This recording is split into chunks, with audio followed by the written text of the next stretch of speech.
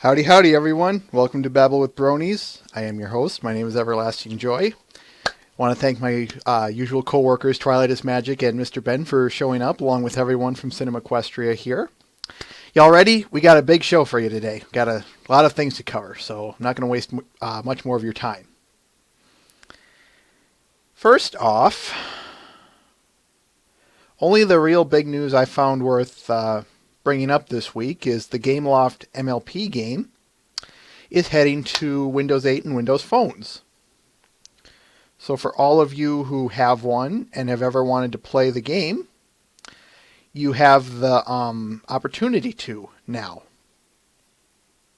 Get my ugly mug out of here and you can see this news a little bit better. For all you people interested in grinding and spending more time than Filthy Rich and Diamond Tiara's future wedding, the Gameloft game is expanded to both Windows 8 and Windows Phone. If you have played it before, you know what to expect. Yeah, no kidding, J.E. Smith.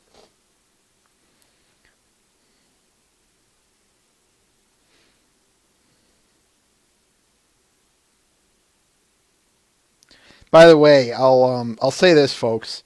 I wouldn't be shocked if a storm rolls in, so if I have to duck out, that's why.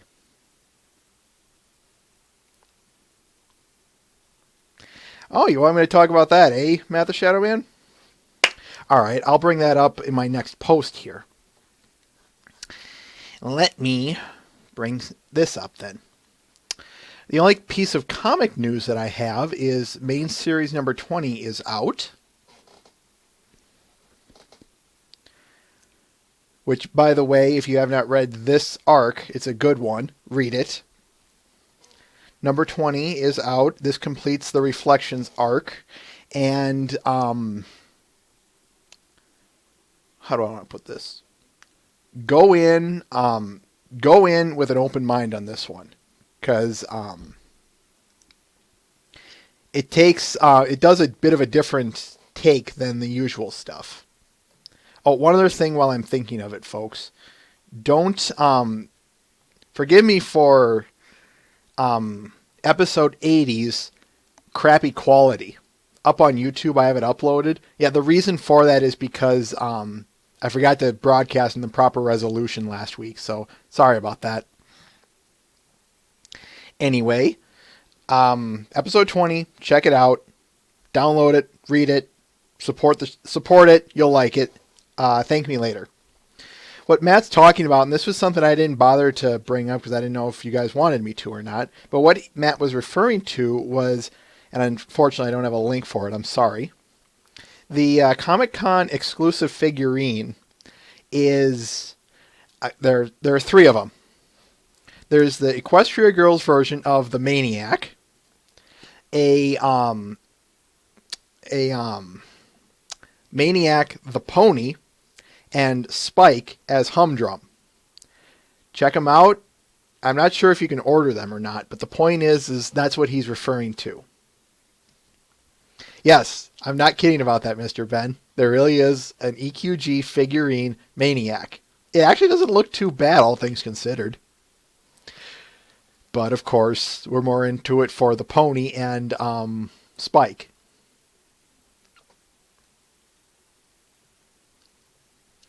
Anyway,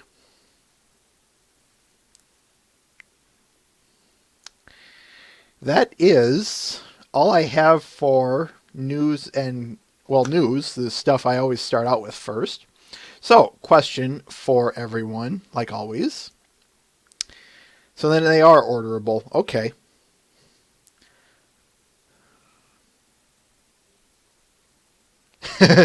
Yeah, except the hair will strangle everyone, Twilight is Magic. Go ahead and bring it up, Mr. Ben. Maybe I can, maybe I'll link it up and we can carry on with the story.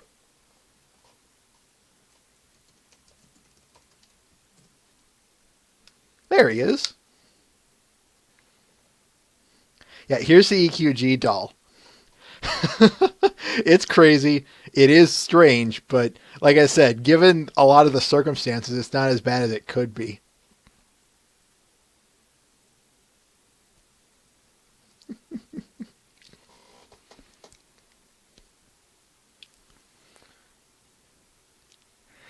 All right. Let's move on, folks. You know the drill now. Art or videos?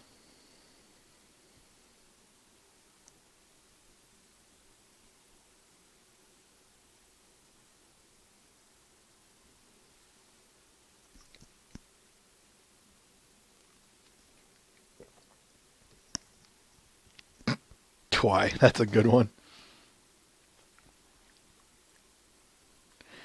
2-1.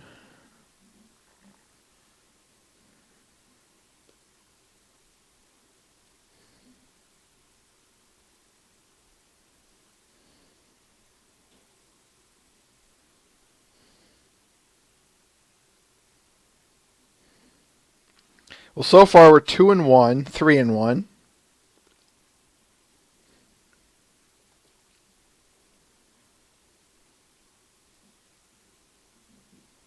And I think I'm just going to wrap it up here because I don't think many are going to be participating in that. I think the participation is done with. So 3 art, 1 video. We're going to art first.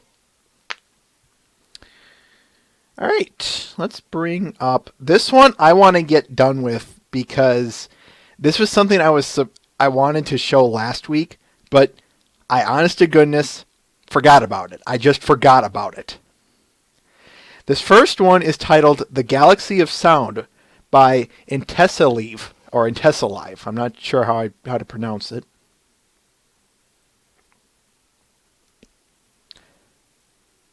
Not really hard to see why I wanted to put this one on my show, folks. I found Intessalive about the same time I found this, which was about a week ago. Scanned over their gallery, and I was taken. It's like, you're going on my watch list. The best part about this has to be, to me, the lighting.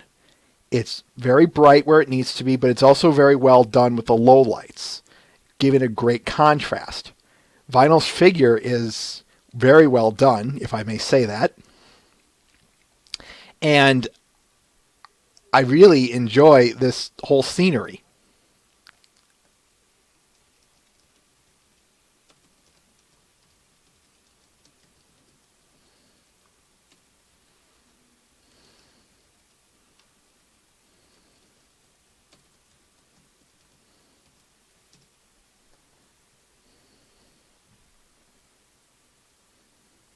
I hate you, Matt.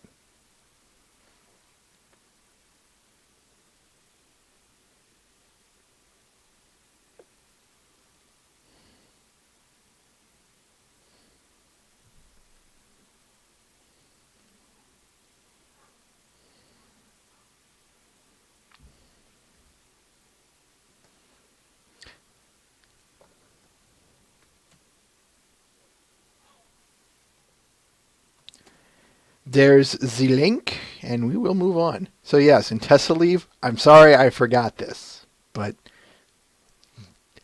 there we go. All right.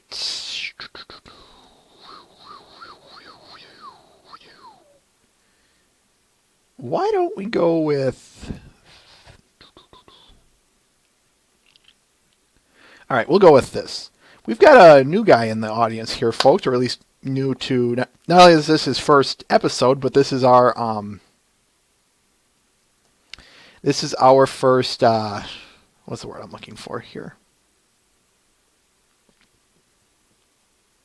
First time I've shown his work. That's what I'm looking for.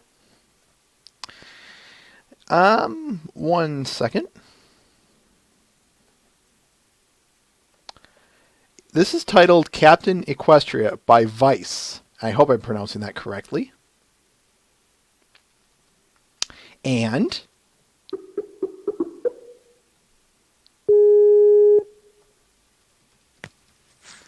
hello. Howdy. Oh, I need to mute the stream now, because otherwise I'll get double echo. There we go. So, Vice, is that how you pronounce your name? Yes, that is correct. You're the first person to say it right. Oh my goodness.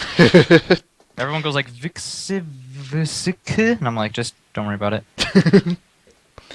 So what can you tell us about Captain Equestria here? Oh, let's see. Well, I had just seen the movie, obviously. That's kind of a given. And I really want to do something. So I picked main lead character. Goes with the main lead character. And I actually did not intend to do a full drawing on it. I drew like the face, and then Hmm. I just kind of kept going. And that's what happened. Things got very carried away very quickly. So Nothing it wrong with ended up that. turning into like a full drawing really fast. It didn't take me very long to start just like, I feel like drawing. Let's just add this. Okay, maybe I'll add a little more. Let's start coloring a bit. Oh, let's add a shield. Oh, let's do yeah, and then that's what happened. How about the posing and stuff? Where'd you come up with that? Uh, let's how's the best way to describe this? I wanted her to be throwing the shield. I didn't know how Hmm. I wanted to do it, but I wanted to try to do something more dynamic than I normally do. I haven't done. I need to work more on dynamic posing. So I decided to like get a really large back arc. If I had actually kept going and finished the legs, she's actually supposed to be kind of like leaping, almost like how you would do a pole vault, if you will. You know, you jump over the pole. Yep. How you back arc over it, like that kind of was the idea. But I didn't finish her legs, which would be bent really far. But I didn't get that far because it was taking like way too much time on what I thought was just going to be a doodle, and then Mhm. turned into like something that I'm getting a lot of people talking to me about. Everyone's like, "Oh, so how about this one?" I'm like, "Why is this the one?" Isn't it always? Yeah, that just seems to be how it goes. What can you say about the rest of your gallery if you were to try and get some of my audience members here to watch you? Uh, well, I was gone for a while because I went to basic training because I'm in the Air Force. So I just got out Nice. of that. So I was MIA for like 9 weeks of hell. And so I don't know if you look at it, I was pumping out drawings like every week or two. So I'm trying to get back on that schedule. Okay. Trying. I actually have to do stuff now, but like a lot of stuff. A lot of nothing really. But I got my computer back. I'm all set back up. I was live streaming right before you called me, but my internet's not the best, so I'm still trying to figure out how to get it to work right. But I don't know. I guess the best thing I could say is I draw frequently, and I'm very happy with people giving suggestions. Like I know a lot of people don't like to do that, especially people with enough. Once they get enough viewers and watchers, they stop listening. Hmm. I still be like, someone's like, you could do this, and I'm like, sure. But if someone's like, draw my OC, I'm like, no, go away. But if they're like, I think this would be cool if you had like this character doing this, I'd be like, I will think about it. That sounds cool, or whatever. Nice. Stuff like that. Like the one I'm doing right now, someone said you should do Twilight shooting a hyper beam, like DBZ status, because of the finale thing. Where she Mhm. was shooting. I thought it was sweet. I was like, dude, hyper beams. This is awesome. So right now, I'm actually drawing a Twilight shooting a hyper beam. Nice. That's what I'm doing. Like I just put her wings on. Now I need to put her hair, which is gonna be impossible. But it's getting there. So yeah, I take suggestions. That seems to be what a lot of people like. That and like my eyelashes. I get like a lot of heat and a lot of love for my eyelashes. No kidding.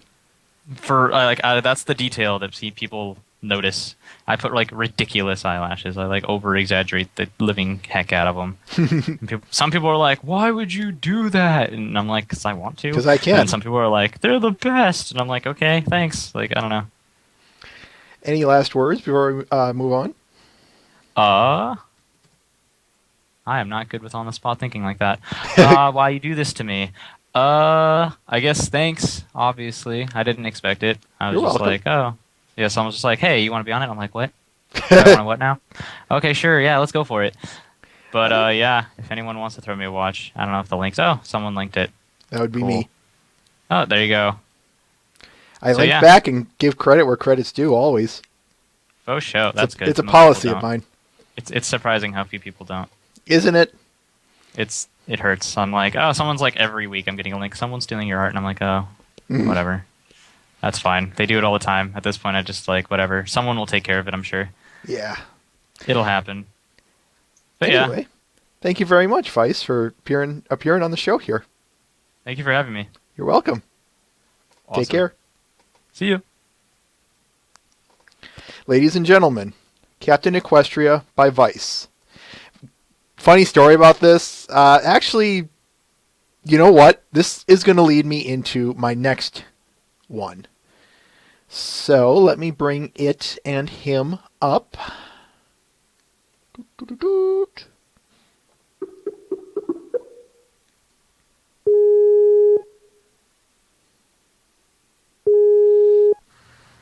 Yellow. I'm here. Hey, Tox. I'm here. Yes. Hello. What? Talk about a last minute addition, man. That was something. I'll say that much. He's cool. I know. But moving on from Vice, for the record, folks, what happened was Tox came to me at the very last minute. Dude, I've got a message, or I've got a last minute piece of art, Vice's piece there, and he said you should add this in. And I'm like, well, okay, I'll add it in as long as I get the proper permission and all that fun jazz. Just let's just work this out. And you did. And we did pretty easily. All right. Moving on to Blue Ribbon Pedigree here. Yes. Do you want me to read it all, or? Well, there's okay. I'll do. You can do. I can take Rarity, and you can take Sweebo. Hang on, let me throw you the link. I have it up. I have it. Oh, good. Whenever you're ready. Oh, okay. Sweetie Belle, what's wrong? I'm lost, and I don't know why. And it keeps going down. Yep, second panel. I'll tell you where I am. Okay. Scrolling to third panel. Fourth. I want the narrator. A couple hours later. You're on. Sweetie Belle, can you come here a minute? And there you go. This is just uber cute, man. I love this one. This is actually, I will say, I had a really kind of a rough one, rough comic. This is the comic that I think I got back into my swing of things. Nice. It was like I was in it, then I had about a week a comic that I wasn't into it as much, and then not really into it, but I was breaking it up for Minnesota. But then this one I could just straight shoot. I felt very comfortable with this one. Good. You did I want to talk about the second to last panel here, because Okay. it's the pose that Rarity's in. I remember your Inspiration Manifestation comic, and I was not happy with the hair. But this one, you seem to do a much better job with the mane at this angle. Yeah, the thing that I remember that I had trouble with was I didn't actually draw in that comic. I didn't draw literally the lower half of her body. I didn't draw literally anything from the chest down. Mm-hmm. But I knew when I drew it initially, it was pretty terrible. So I had to think of I had to keep an angle where she's turning behind, but she's still at the desk. And then I thought of doing one from the front. But I decided to go with a turning one just because it's a lot better for me to express she's looking, in a sense, up the stairs that I couldn't get if I was trying to do something from the front, from the perspective of the desk. Okay. Which was, I already did that one anyway. But I did enough for fun. That panel gave me quite a fit. I mean, I'm amazed. I could have added a lot more to that than I did. But I've been tempted to make that into a print, but I'm not sure if I'm going to go that route or not. Okay. It's too square. Speaking of which, talking about prints and Minnesota MLP, MSP, you going to BronyCon at all? Oh, absolutely. Okay, I just wanted to see if you wanted to throw that out there or not. Okay. I usually hope people will know. All right. Anything else?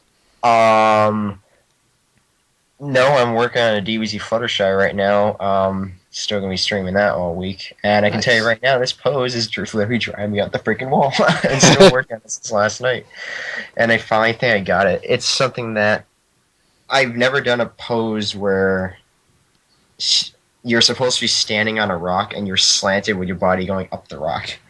Jeez. But I'm gonna have an enormous amount of rocks in this one.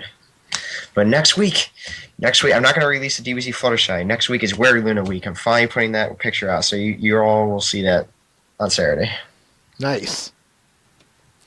All right. Thanks, Tux. Yep. All right. I'll switch you on the chat. Sounds good. All right, man. Catch you then. Yep. Ladies and gentlemen, Toxic Mario. All right. We've got 2 more people on call, for what it's worth, folks. Muffinshire, I see you in the audience, but I want to get this, but I want to get a little of something done before this comic. So, kind of already given it away there. Let me bring her up. Where are you? Where are you? There we are.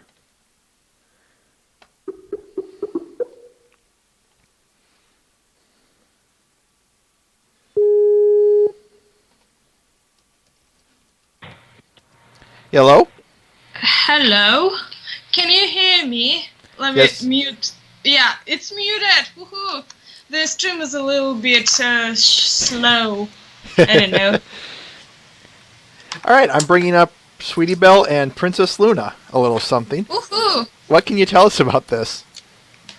Well, it's a print for Bronicon, literally.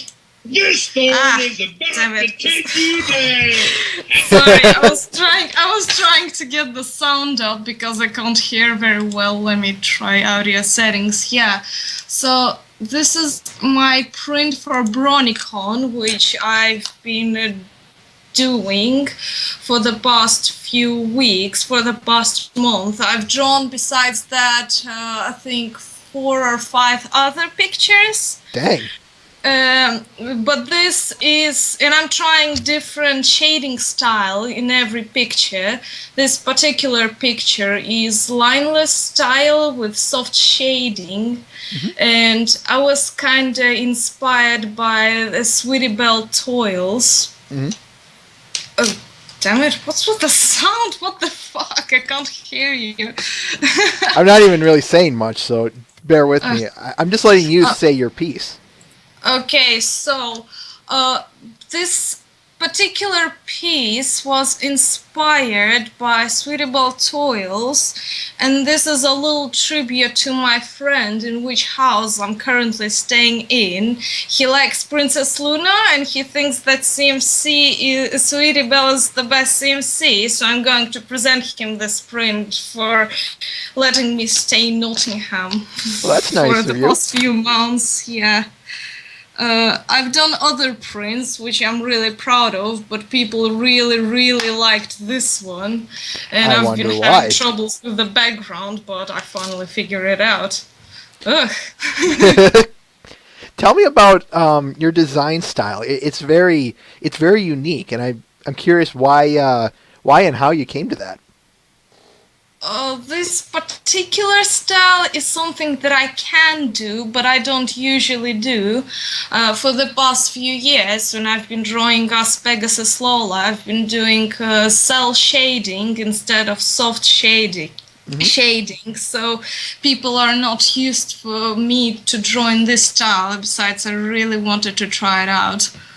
I actually like my other print that I did called Pinkie Pie and Cheese. Yep. It's all bubbly and boingy and squishy. I really like it. I'm also drawing stickers, and I'm going to sell buttons, face buttons. It's gonna be fun. Nice. Today I finally figured out my rarity print, and it's gonna be in a painty style, which is a pain to draw. I'm used to this style is much easier to do. It's like doing lineless style plus cell shading, just making it softer and stuff. So it's nothing hard. I don't know. You have anything else to say about this, or anything pony related before we move on? Pony related. I want to work on my Ask blog, but I have to do those prints before Bronicon starts. And I'm gonna fly all across from Europe to USA for the first time in my life. And I'm hoping to have a lot of fun there. I'll tell you, obviously only based on experience, but conventions are a blast if you've never been to one. I've been to a few, but they were really small and not actually real conventions, and I've been rather disappointed in them. I'm hopefully then this one will change your perspective and make things a bit better. I'm gonna vent for the first time in my life. I'm gonna sell my art. It's so weird. I'm also gonna cosplay Coco Pommel and my OC character Lola. Nice. Lola Cloudmaker. Well, you can find me on the table 404. Error not found. 404. 404, yeah, I love my table a lot. You can check out other prints on my blog. Like, there is my Coco Pommel print showing off right on the right of the thing you're showing. That's Sassy Coco. It's a blog, another blog I do, but whatever. If you want to if you want to put the link in the chat, go ahead to your Tumblr blog. Tumblr blog? Which one? Lola or all the Sassiness in the world? It's so bad. So long as it's clean, I don't mind. So this is Lola. Go follow it. I am proud of it a lot. No, seriously, I'm really proud of Lola. All right. Well, we should wrap this up. Thank you very much, A Little of Something, for allowing me to show your work. Call me Alice. Alice, okay. Thank you. You're welcome. Thank you very much for featuring it. Hey, no problem. I really appreciate it. Have a nice day. You too. Take care. Ladies and gentlemen, A Little of Something's Sweetie Belle and Princess Luna. A small print. All right. Since I see him here, and again, forgive me, Muffinshire, for delaying it out like this. This one is titled Summer Sun by Regolith X. I kind of want to do one in between all these calls. Saw this one, and I wanted to put this one on right away. Not hard to see why. I love his accessories he added to Princess Celestia here. I could see her wearing a big sun hat out in the middle of the summer sun. She looks adorable in them, too, by the way. Regolith, if you have anything to say, you can say it in the chat. Like, do you have anything in particular you want to say? What was particularly difficult about this? Things like that, if you want to. Yeah, I gotta agree with you on that one, Twilight is Magic. The colors are lovely and wonderful.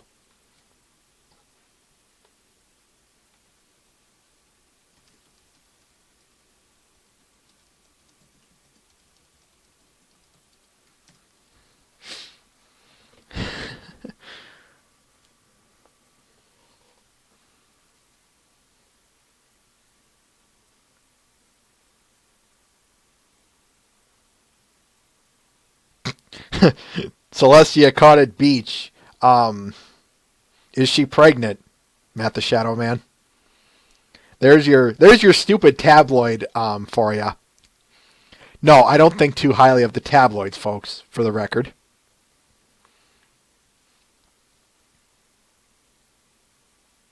What about them? The feathers.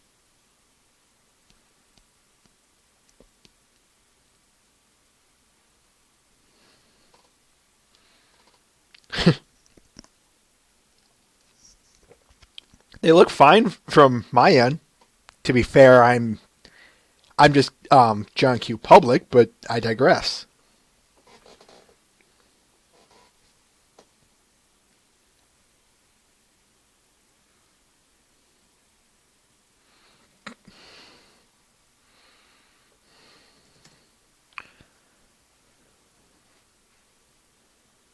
You definitely have a good eye for details.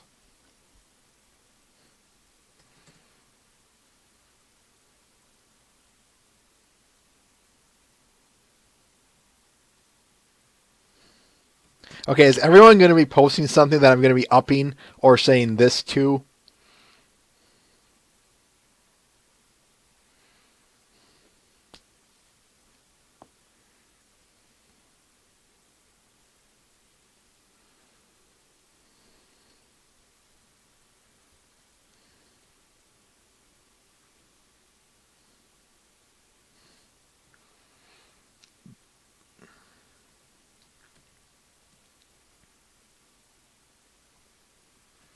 Well, we hope to see more of your work in the future, Regalith, and we hope to put them on here. And as you improve, don't be afraid to toot your own horn a little bit.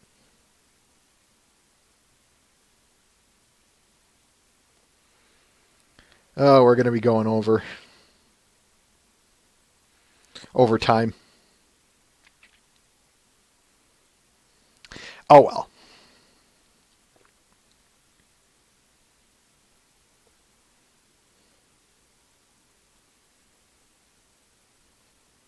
Wasn't that joke already done before, Mr. Ben?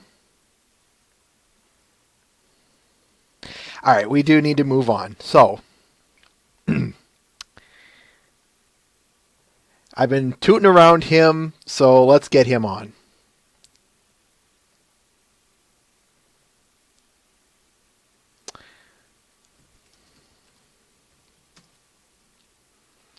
This next one, folks, Twilight's First Day, number 18, by Muffinshire. Now, I'm not sure. It says he's online, and okay, never mind.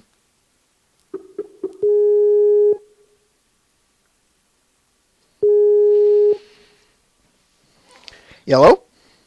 Good evening. Hey, Muffinshire. Hello. Are you ready for Twilight's First Day, number 18? Yes, I'm ready. All right.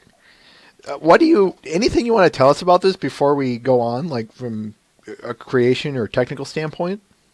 Not much to add, really. I'm kind of surprised that I started bringing in this Griffin character a bit more. She was sort of unplanned. I, generally just wanted quite an authoritarian-looking dean of students there. Mm-hmm. She's appeared in 3 so far, and she'll be a major character in the next part, which I'm working on right now. I'm having quite a lot of fun with that character, with Gisela. So I know you're going to want Gisela. Who else do you want? I believe we have Twilight and some random student pony.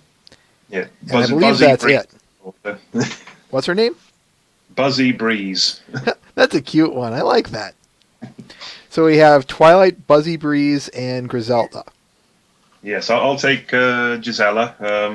There's really only a couple of lines from the other characters, so are you okay to take them all? Sure, I can do that. Ready. Okay, we ready? Whenever you are. You got the first line. Take your seat, Miss Sparkle. We still have a lot to cover.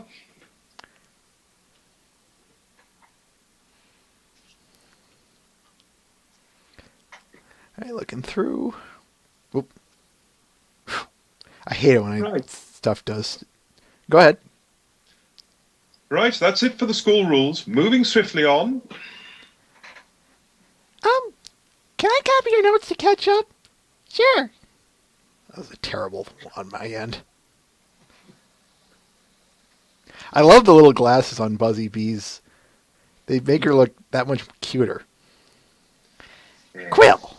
Yeah, a lot of fun with the character too. Taking notes! I will take these notes and write them! Yes, that was the first thing I thought of was that meme, so bear with me on that. Scribbling. Now, your timetables. Please take out a blank scroll and prepare to copy this down.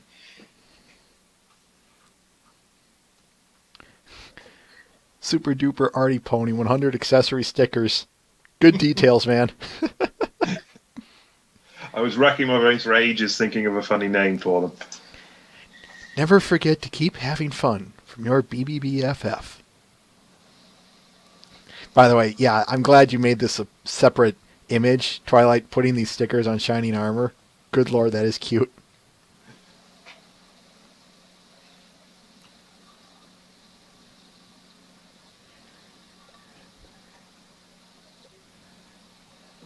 Ah! Ah! Achoo!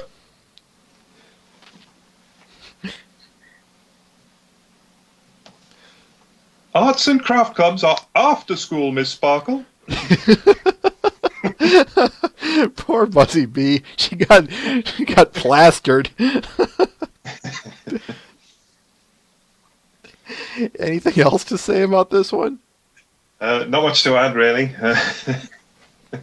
I just had a lot of fun. I had various ideas for how Twilight was going to somehow mess up another fellow student. I thought about getting ink in her hair or something like that. But the stickers seemed a bit less cruel, I suppose.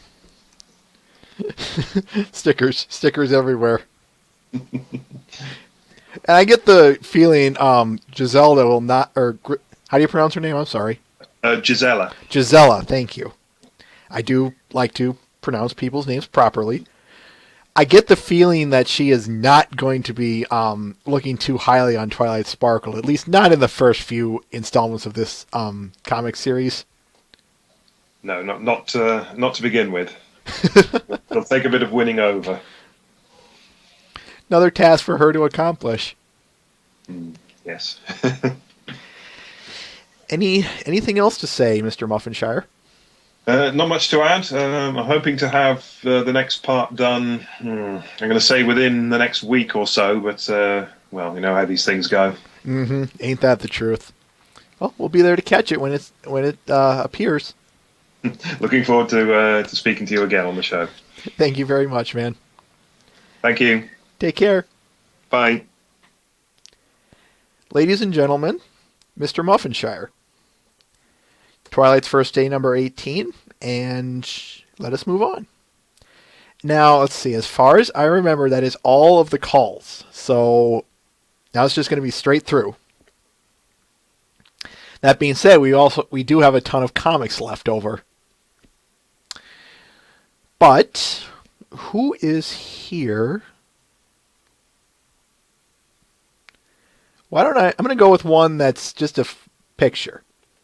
This one's titled Seed of a New Age by Assassin Monkey. Let's see if I can get this a bit bigger. Yeah, there we go. Even if he wasn't on my regular lists, I would have put this one on my show, folks. This one is just gorgeous. I know everyone's going to have something to say about the damn library blowing up, but do me a favor, save that for the next episode, because I'm sure we'll, at the very least, dance around it. That being said, I want to quote something from him. Quote, I knew it was going to be a hefty one, but oh gosh, did I get the broad scope? Did I go with the broad scope and everything, turning it into a landscape piece? Because of said approach, this one was slightly different than all of the previous finale pieces. A lot of focus on the environment, then I had to tackle that castle. Gosh, architecture sometimes just isn't my strong point.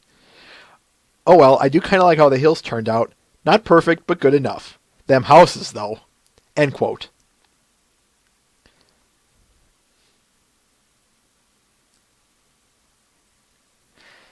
Again, I'm just going to kind of let this one speak for itself.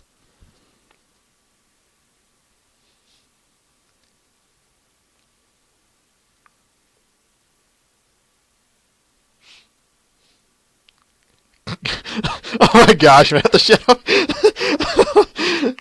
Meanwhile, in the Hall of Friendship.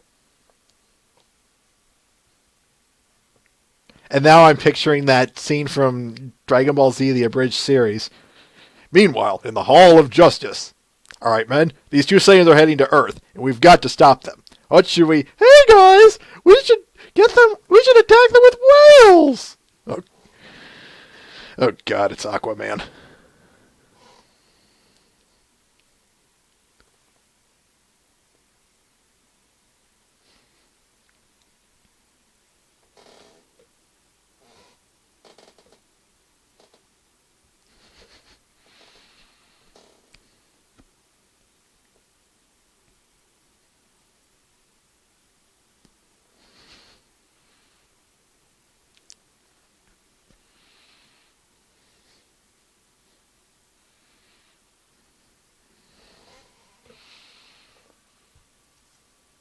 All right. Seed of a New Age by Assassin Monkey. Trust me, that's on my priority list, Mr. Ben. We've got. Why don't I do a comic? I don't do enough of those. Cadence Gets a Makeover, Part 8 by FrostyCat13. Been continuing this little series, and I believe this. Nope, we've got one more to go through. At least for now. I don't know if she's concluded this series or not. Twilight, you promised you would never do this again. I crossed my hooves? Wait, Twilight? Yes, Twilight. Why, you little... Again? Let me guess. She failed, didn't she? They always do. And can you blame them? She passed. Failed? Failed what? Oh, I think I got the order backwards. I'm sorry. Anyway, I'm just going to carry on. She what? I what? Will somebody please just tell me what's going on? Mr. Ben. And then she started choking him. Or he started choking her. What new thing? What twist of events lays in wait for Princess Cadence? What is this mysterious test Twilight keeps talking about? Tune in next time, people. Same pony time, same pony place.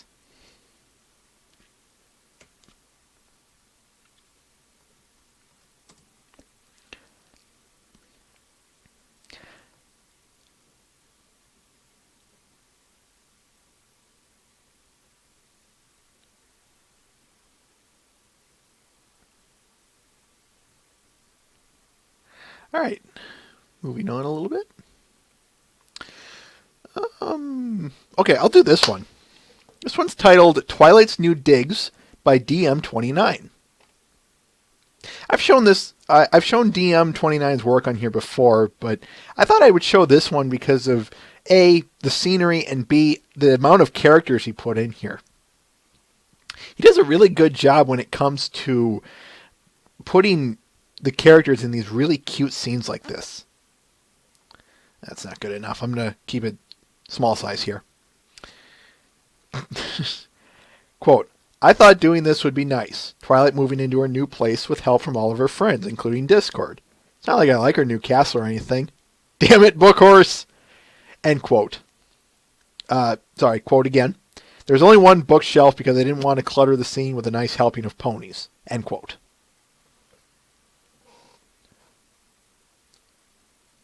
What's going on there, folks, with AJ is, if you look really closely, that's Discord's tail by AJ. So, who knows what he's doing, but yeah, that's what's going on here.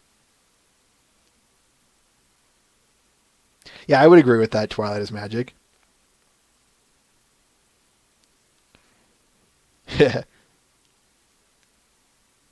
When you get the link, well, here, why don't I just show it to you?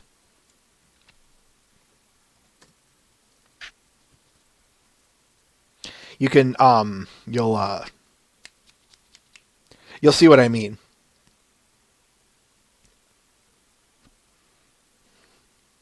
I think it's just a really cute scene. And you know what? Sometimes that's all I want.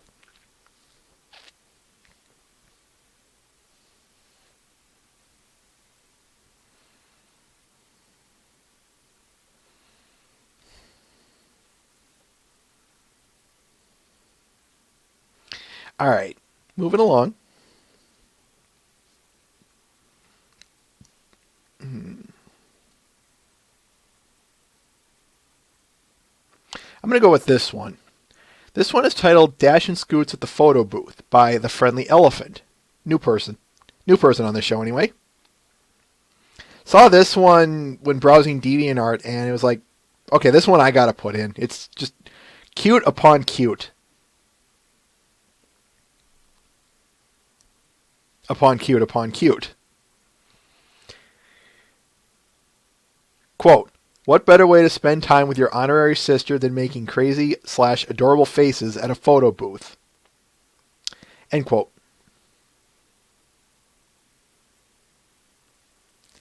I really got a kick out of him using the colored pencils on this one. He told me, yes, I like using them, but they wear out really fast, especially on some of these drawings.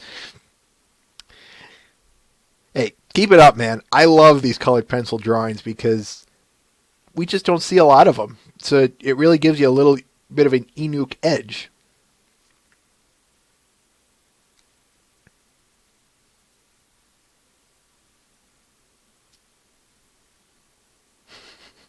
I think the second panel is the cutest. Just because it's the silly faces. And Dash has a weird way of making some of the goofiest yet cutest expressions ever.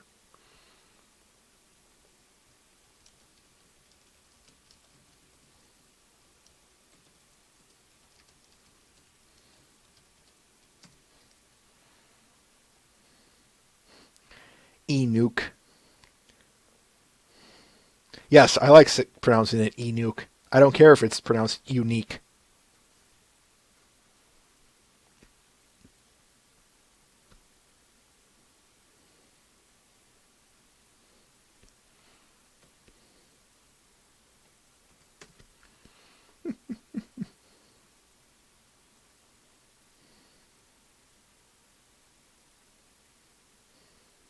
That's not necessarily a bad thing, J.E. Smith, for the record. It's just the way things are moving. And I don't think it's a bad thing. That being said, you just don't see a lot of them. That's all. All right. Comic. Oh, we don't have that many things left. I'm actually okay with that. And we have... Wow, we only have one comic left. So, well, one set of comics left. And that's fine. So I'm going to save those for last like I always do. This one is titled Bubble Fillies by Nday26. Hope I'm pronouncing that right. This one came out about last week, about the same time, Sunday, the 22nd. And I saw it and I got to have this one on my show. Not hard to see why. Quote, Philly, RD, and Shy are in a bubble tub, playing with bubbles and having a good time. End quote.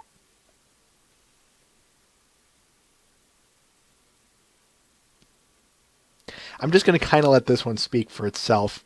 Oh, and if you all start falling over, we do have an ambulance on call, so don't worry.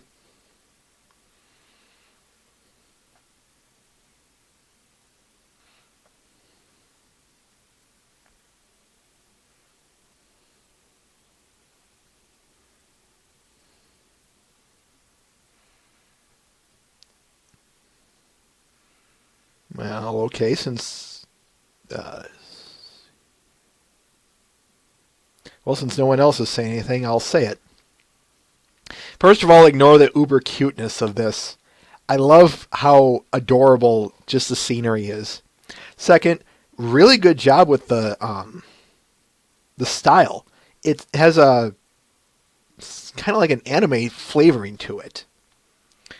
And I like that. It adds to it all the more.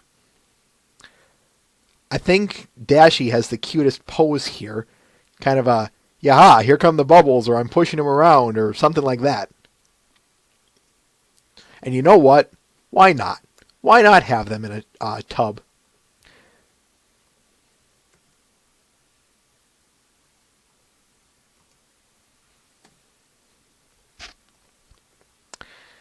All right.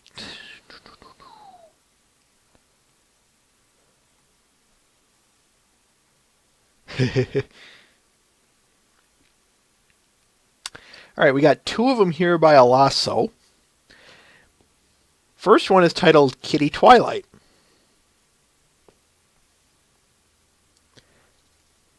Again, I could just let this one speak for itself.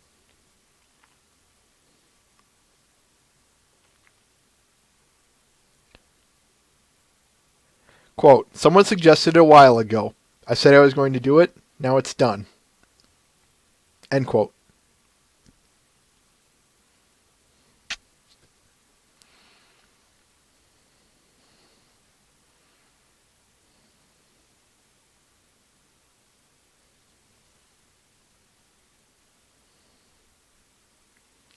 Maybe, Matt. Maybe I am.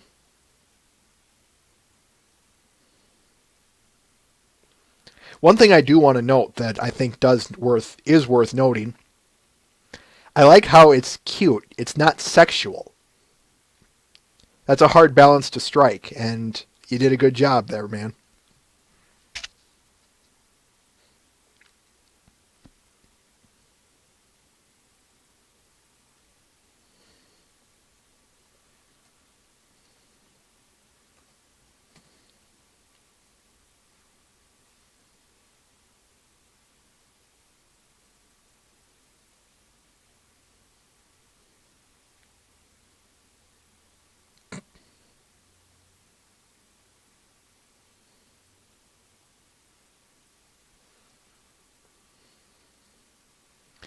And this next one is titled Rainbow Dash's Secret. This one came out just last night, and I had, last night my time, and I had to grab it. Checking if out of character RD is still one of my favorite things to draw. Yep, it is. End quote.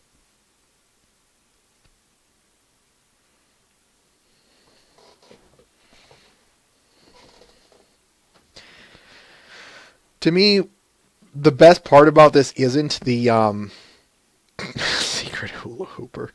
The best part isn't just the idea that Rainbow Dash is a ballerina, which I think would be both awesome and silly at the same time. Silly in the sense of that it seems way too far out there for RD to either like or even let alone do. But awesome in the sense that she's... How do I want to put this? It wouldn't be so far out there for her to be able to do this. Not only that, but it's amazingly competitive and obviously a gorgeous art. And I think RD, of all the ponies, could take some pride in that.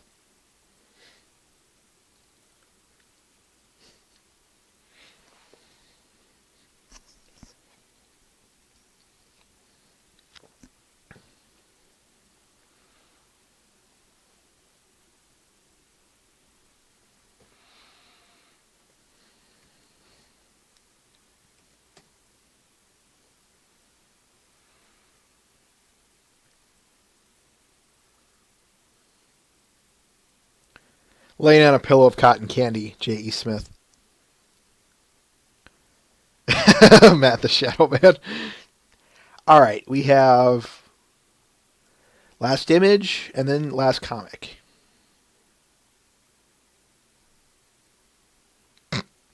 Mr. Ben. Do You Want to Build a Snow Cult by Sophie Cabra. Funny thing is I did not get this reference until someone pointed it out to me in the comments section. This is a scene from Frozen. For if that didn't give it away, yes, I have not seen Frozen yet. Do I? Yeah, I at least want to check out what all the hype's about. But no, I just have not seen it yet. My poor tastes aside, not hard to see why I wanted to put this one out here. I think this is something that they would do, at least in their younger days. They would do something like this, and you know what? Why not? I think it's, well, say it with me now, cute. I've always had a certain fascination with Sophie's styling. It's very, I almost want to say a Disney touch to her characters, the way she draws them. Or, in this case, yeah, she creates them anyway. And if there's one thing I've learned, folks, doing this, it's not hard to spot how do I want to put this? Line up 100 artists that I would know, and I would be able to sort them out based on their stylings. You do this for a long enough time, you begin to notice things within other artists' styles. And believe it or not, folks, that's actually kind of fun to do. Try it sometime. If you say, let me guess, this is so-and-so's work. Click. This was done by so-and-so. One other thing. I know it's from based off of a movie, but I find it funny that we have a winter scene in the summer. I know we've already talked about it, but again, really cute.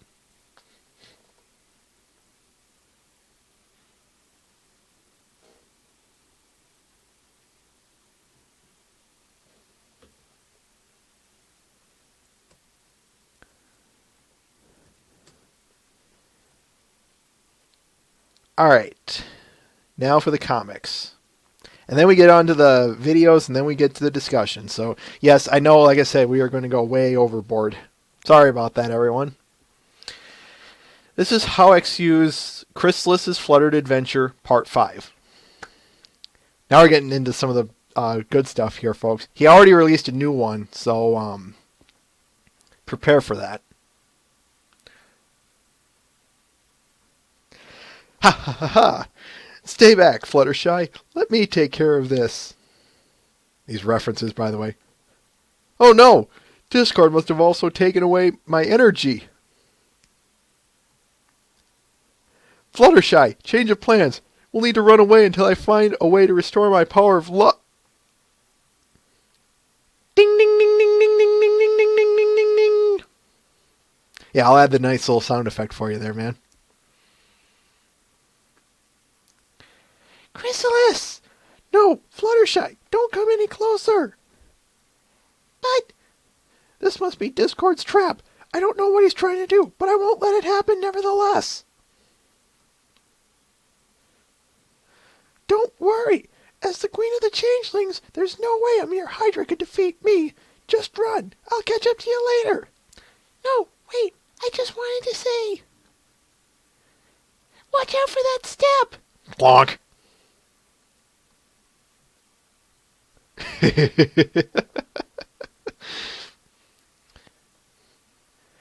And if I had it, I would so play the Mario Dead music right here.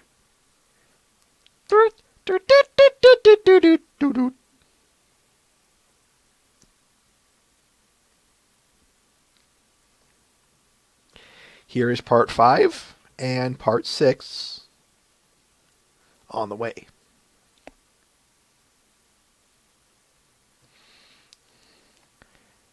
Are you alright, Chrysalis? You've been unconscious for 2 hours. My head. Don't worry. I'm fine. Wait, 2 hours? Yes, I was so worried. But what about that Hydra? He's helping us build the camp. He brought us here as well. What?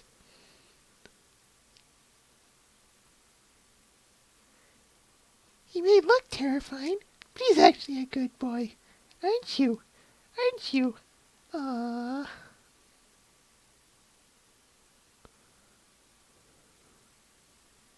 Who's to say there cannot exist a nice Hydra?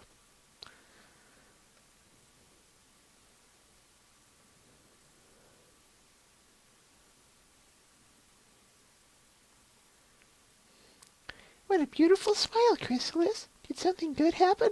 God!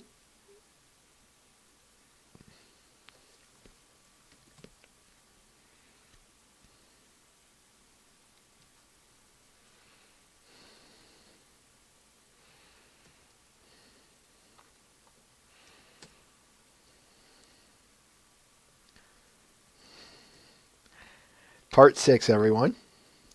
All right, that is it for art. Now we're going to move on to the videos. We have 3 of them. A song, and an animation. I'm going to save that animation for last because it's going to transition well into our discussion. I think I'll go with the short 8-bit one first. This one is by Nightfall Studios, titled Liar Liar.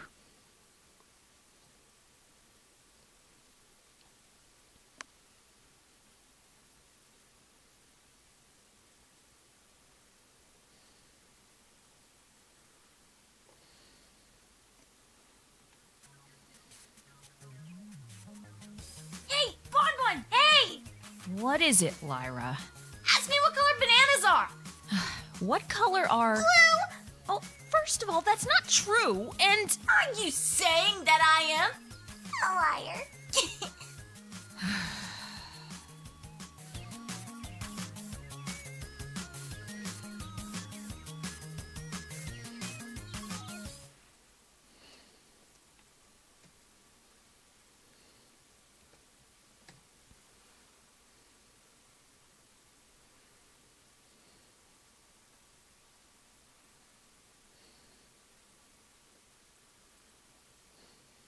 Ladies and gentlemen, Liar Liar by Nightfall Studios. Alright, this next one is a song titled Mare in the Moon by Patrick Poe.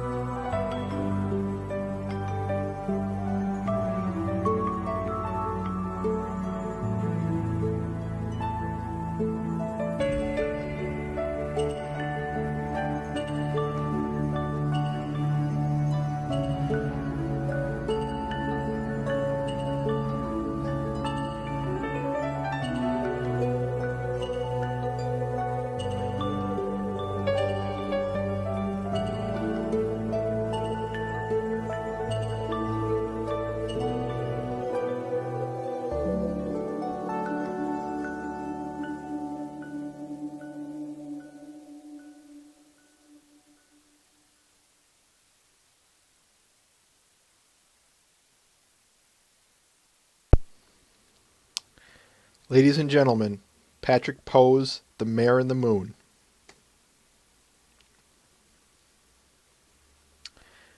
And finally on our list, I'm going to say this.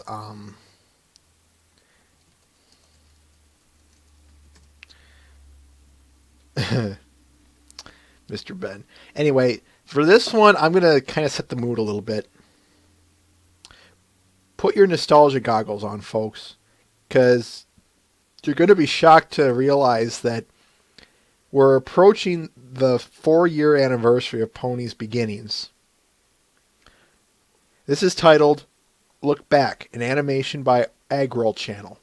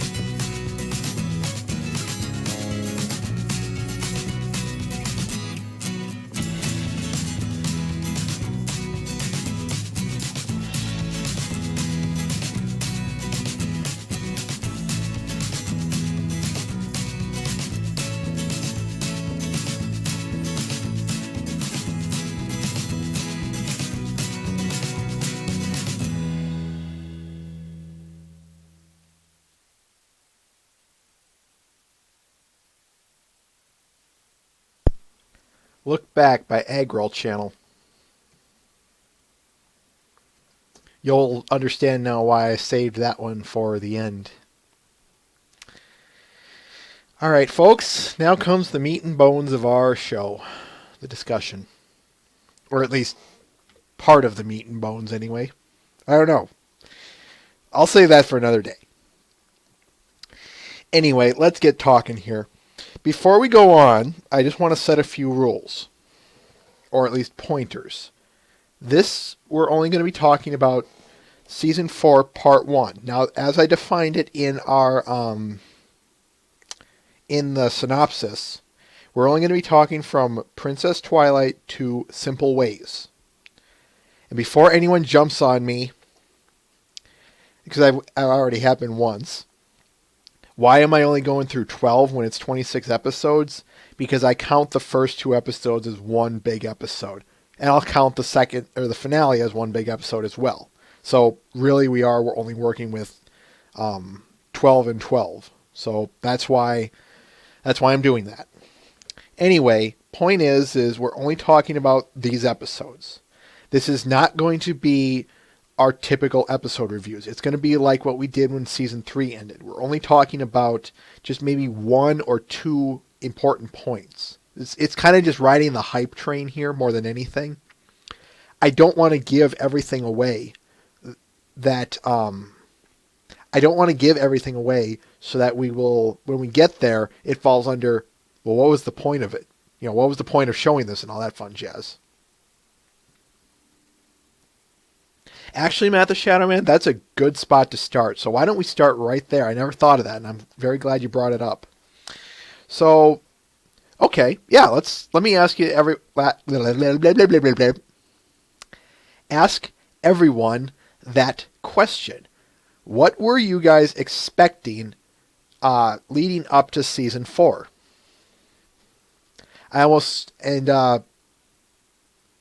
Try and isolate it to just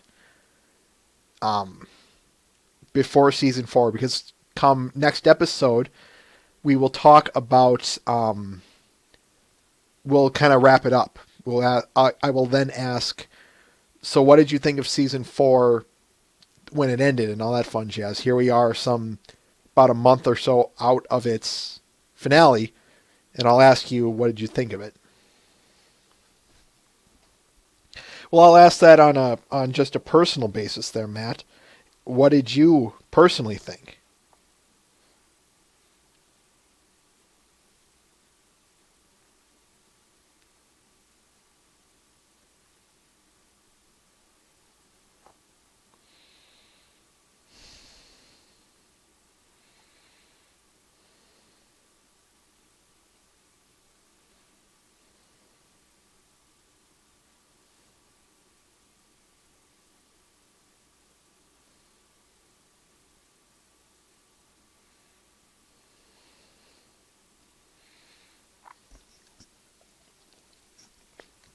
I remembered it this time.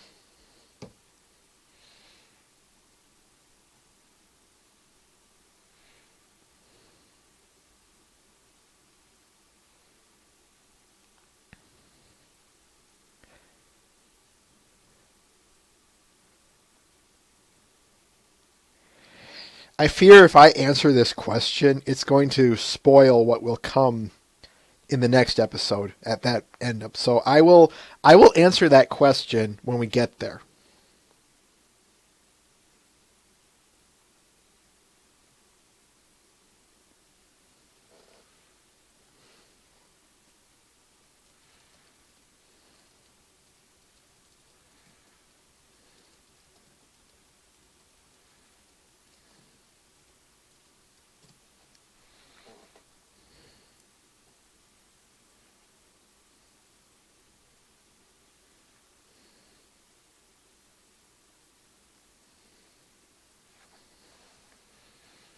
Actually, Mr. Ben, we can actually kind of transition right into Princess Twilight here.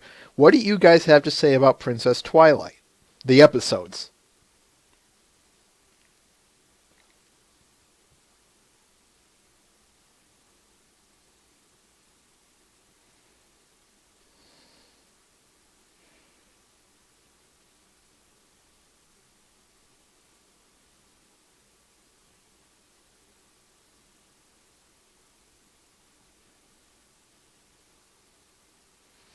Saying what needs to be said, Twilight is magic right there.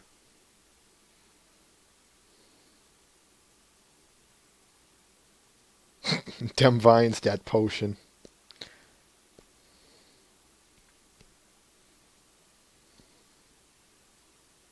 Yeah, the damn face huggers. We've got an aliens reference in here, folks, or alien since it was just that was the first one. Anyway, point is,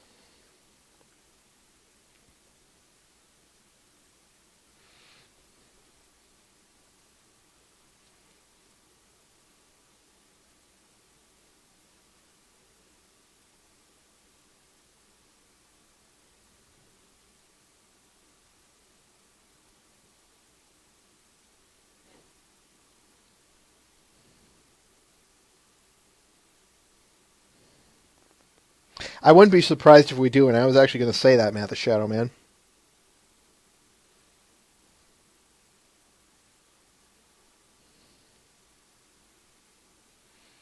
That I don't know if I say that's on a case of sadly or not Twilight is Magic. Yeah, the best thing that this season opener did was it established a lot of backstory. And it also set into motion what was coming in season 4, kind of an oncoming storm. Yeah, there's your Doctor Who reference for you, everyone.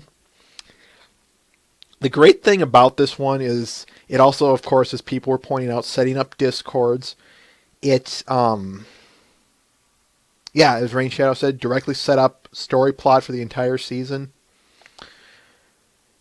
It set a lot of tones. It not only ended a lot of things, or at least I wouldn't say it expanded in so much as it just told its stories, like the background stories on the tree and why Luna was banished and all that fun jazz. But yeah, set up the season, the seed, the Harmony Tree and the Harmony Tree seed and all that fun stuff.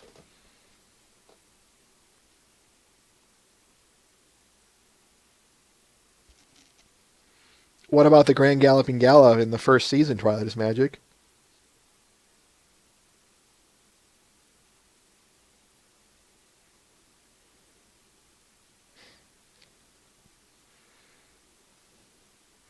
Well, it wasn't as over as what's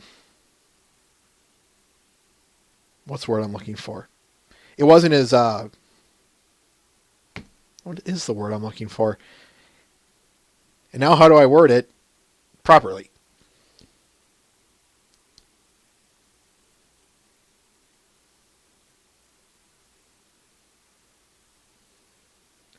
Oh, I see what you're saying. Okay, yeah, I would say I would agree to that then.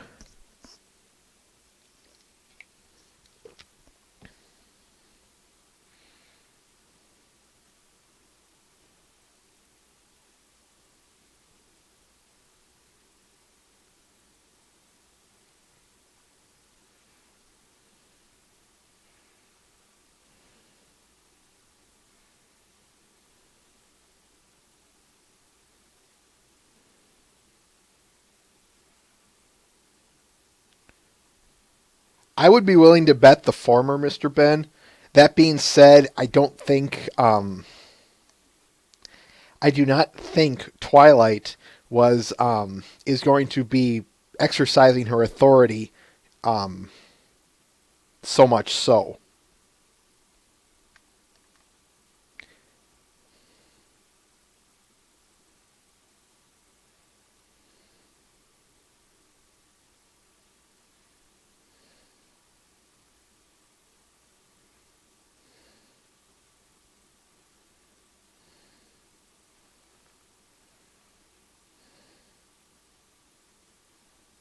Oh, I'm curious. Go on, Ben-Hur. I do want to.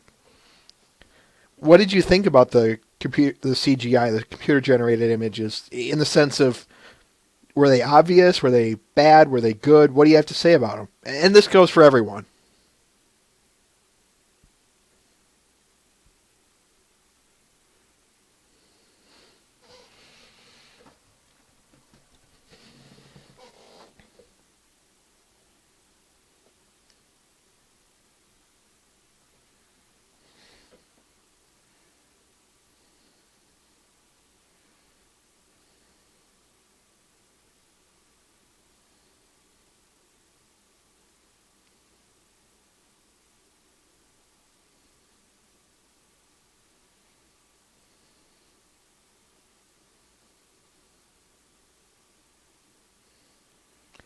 Now that you mentioned that, Venher, yeah, where will they go with this? Is it going to be a bit more expansive? Are they going to be able to get away with more things? Hopefully, it doesn't transition totally to CGI, unless, of course, it's seamless.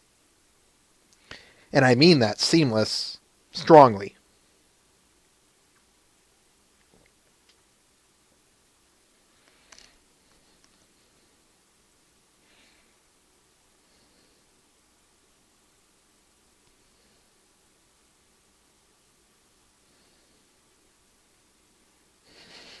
Now you're just trying to irritate me, Mr. Ben, aren't you?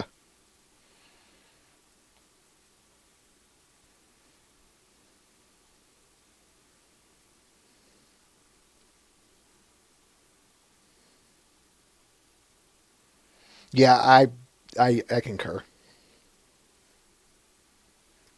On you, with you, Venher.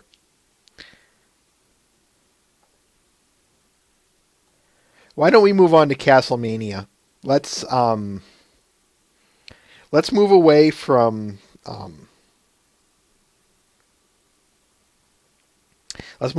season opener. I think we've hit. I want to say all we should, but for what it's worth, I'm going to say all I want to talk about.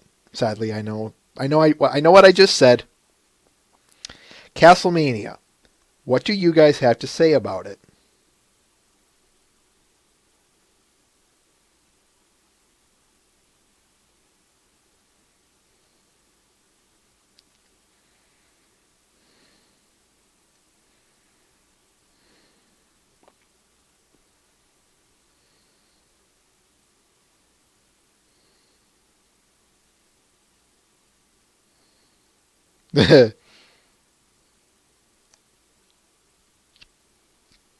Yeah, no kidding, Mr. Ben.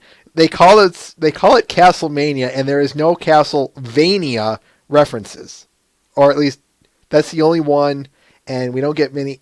We don't get any other. What a rip!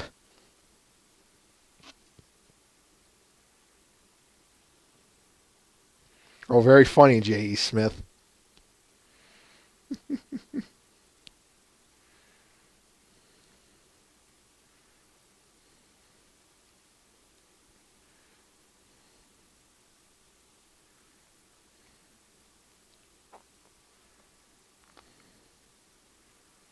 The fun of this episode to me is the fact that it's an adventure episode. As a couple of you are pointed out here, the character interactions, that's mostly where I'm going with this. It's a great adventure episode, and along with an adventure episode, oftentimes we get, well, look at Dragonshy, for instance, we get some great character interactions amongst each other.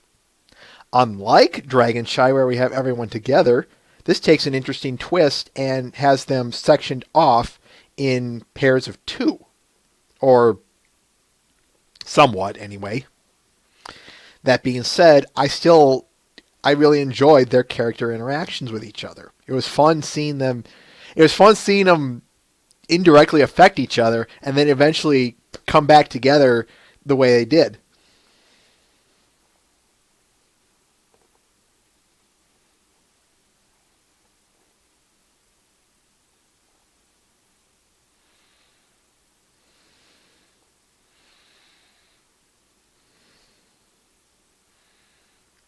All right, I'll say it anyway, just because everyone else is pointing it out. Yes, the villain at the end, that shadowy figure, turns out that was Tirek, who would eventually, of course, be the big bad guy in the season finale. Very sneaky of them. And how is it that I've said that the episode 3 is oftentimes the how do I want to put this? Is so oftentimes the an important episode of the entire series, or even just the season? Well, here's another one to add to that file, folks.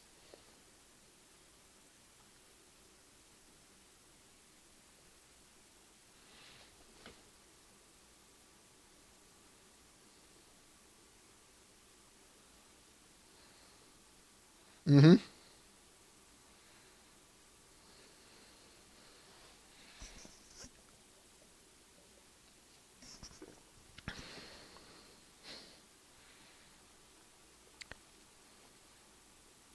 I'm not going to say what I think about the journal, or at least not elaborate. But I will say this. Thank you, show. Thank you for putting that in there. And I mean that. But I'll tell you why when we actually get there. Yes, I like to bait you guys when it comes to these kinds of episodes so that you'll keep coming back. Mwahaha, I am evil.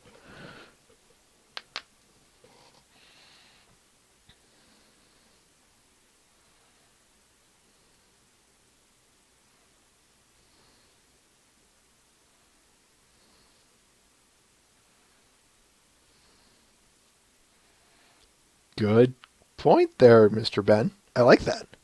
Howdy, Dark 92.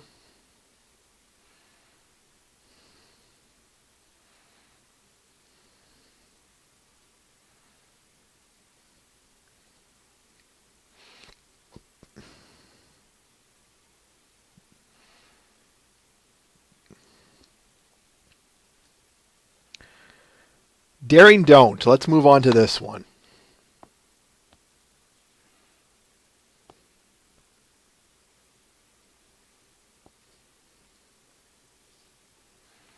What do y'all have to say about Daring Don't? And there's your can of worms.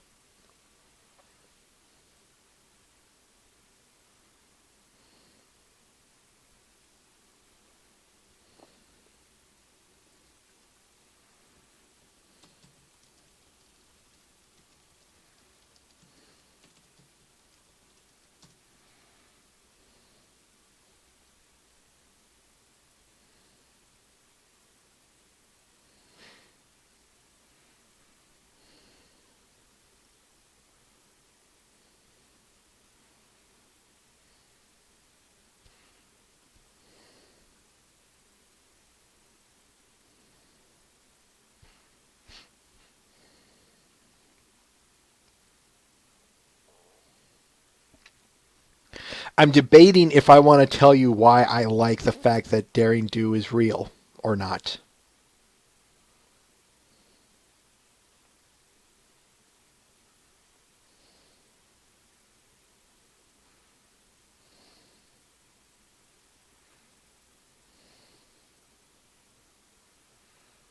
I think I will save... Let me think. What else could I discuss about this episode?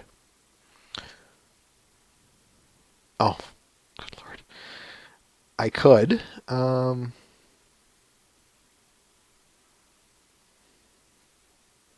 once again, Matt the Shadow Man, we prove why it's important, why I have preached on here, not often enough apparently. That's not to say to you guys, I'm just meaning it as a generality. It's important to stick to to be able to back up your points. I have always said, if it's not worth fighting for, it's not worth having.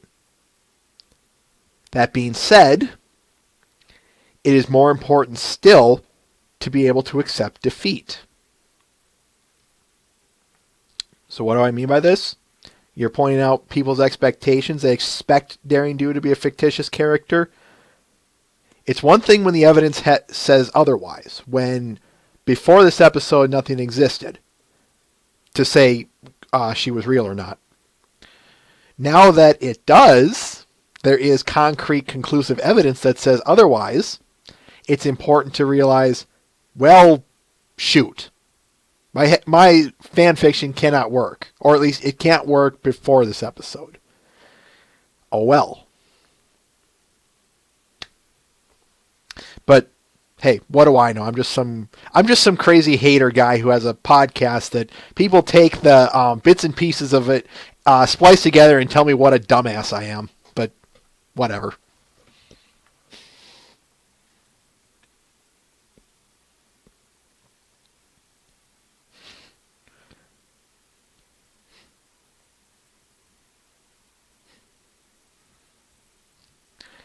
That's my point, Dark 92 Enigma. It's one thing when there wasn't any evidence that said otherwise, but it's kind of one of those, the absence of evidence is not the evidence of absence, until obviously now with Daring Don't, we have it. There is concrete evidence that says one way or another, which in which case we just went on.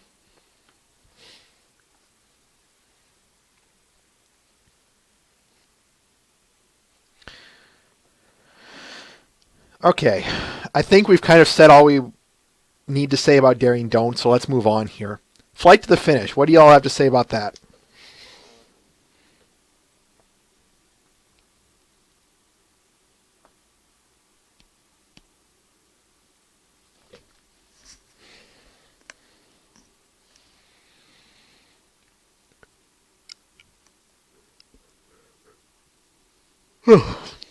Sorry.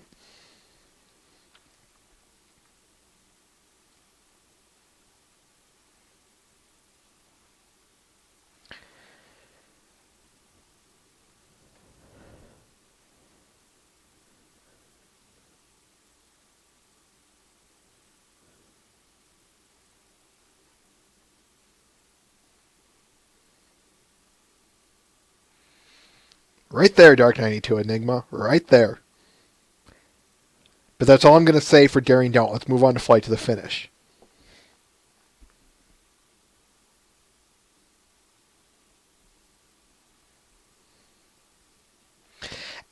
One thing I want to say about your point there, Twilight is Magic. I know that they're saying they gave no definitive answer to anything concerning Scootaloo, but one thing that I actually do like is the fact that they leave it open on the basis of she might not be developmentally disabled or developmentally held back. She could be just a late bloomer. What the hell is wrong with that? I ask everyone that. What is so wrong with her being just a late bloomer?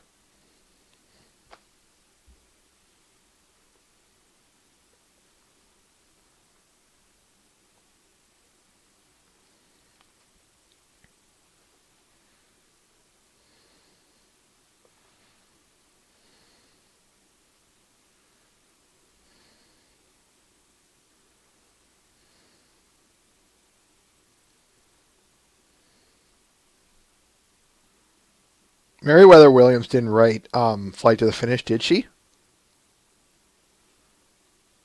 I gotta look this up now.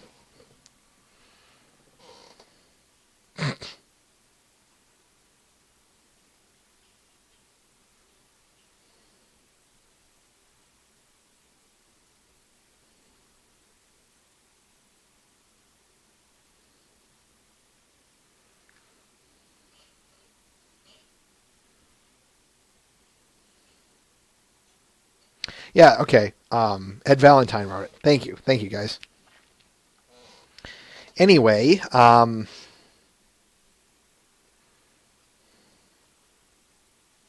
talking about season 4, Ben-Hur. Anyway,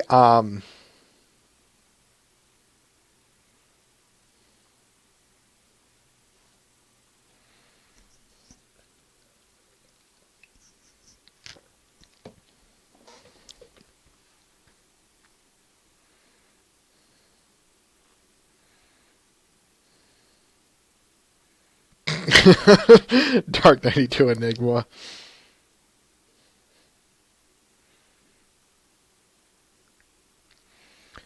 I would agree with that, Matt the Shadow Man.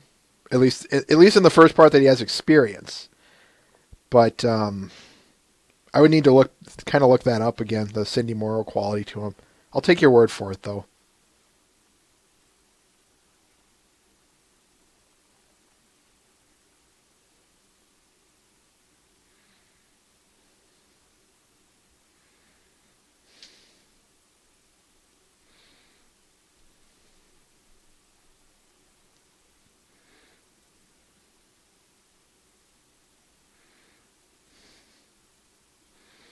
That's a potential, Rain Shadow. That's certainly a easy potential.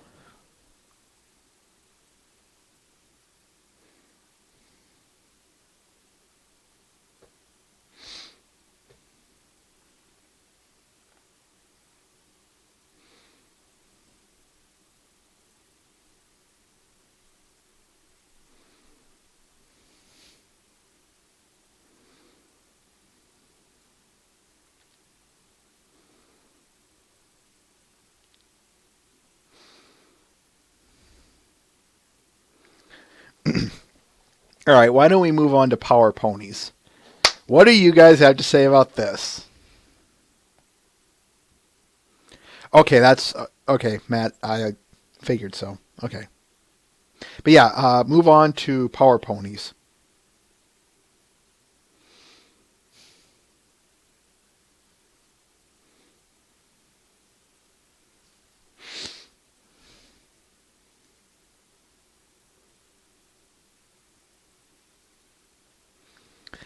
What do you guys have to say about? And I know what you're going to say, Mr. Ben, but I do want you to say it. And there it is. You know what? So am I.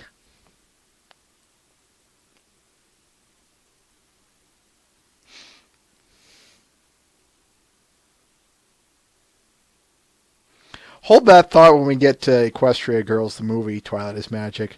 But yeah, I'm happy too.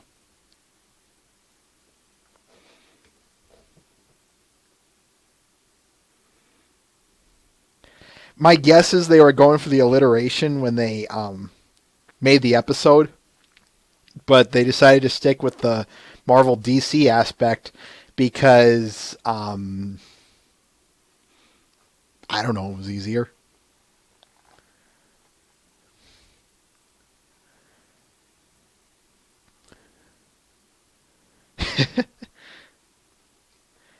I knew what you meant, Twilight is Magic, but I will expand upon that myself personally when we get to Equestria Girls. But yeah, I knew what you meant when you said in Fim universe. This episode to me was, I love this episode. When this episode got done airing, I was just like this.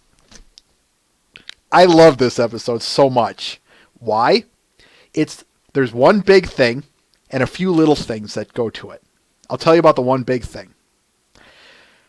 Our 7 main characters, at least minus the CMC, I'll say, are transported into a comic book to be superheroes and kick some ass.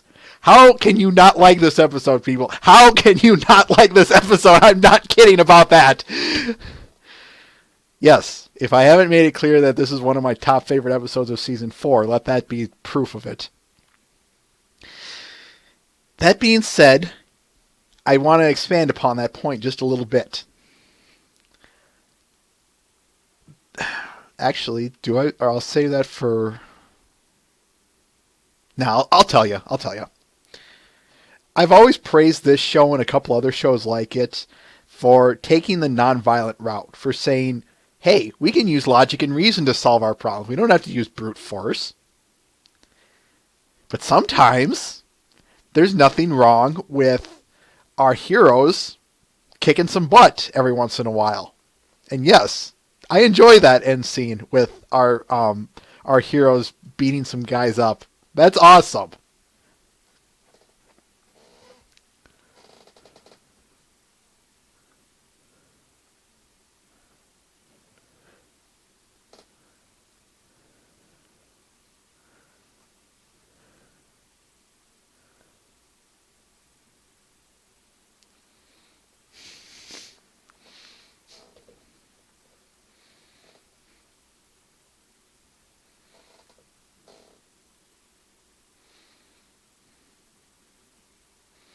Right there, Mr. Ben. Yep, right there.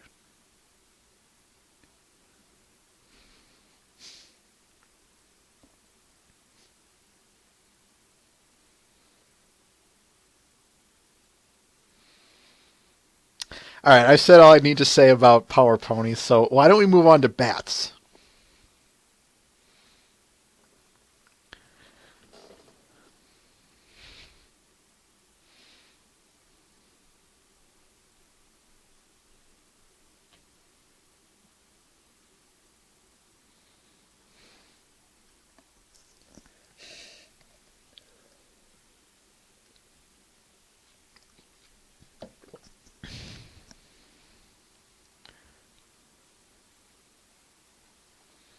Ooh, I'll answer that question. Actually, Matt, I will answer that question in the next episode. Because that's going to lead me to, it's going to lead to, there's a point in the finale that I want to bring up concerning just that.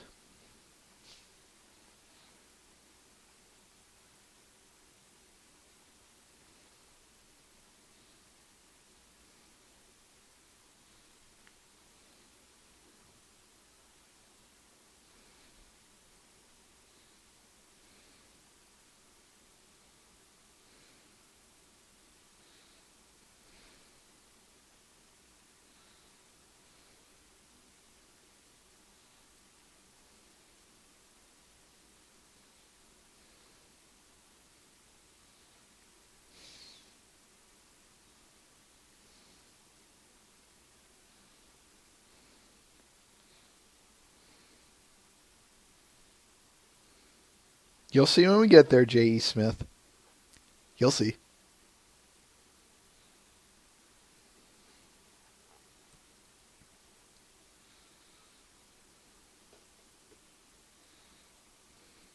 Let alone her own. Try out his magic.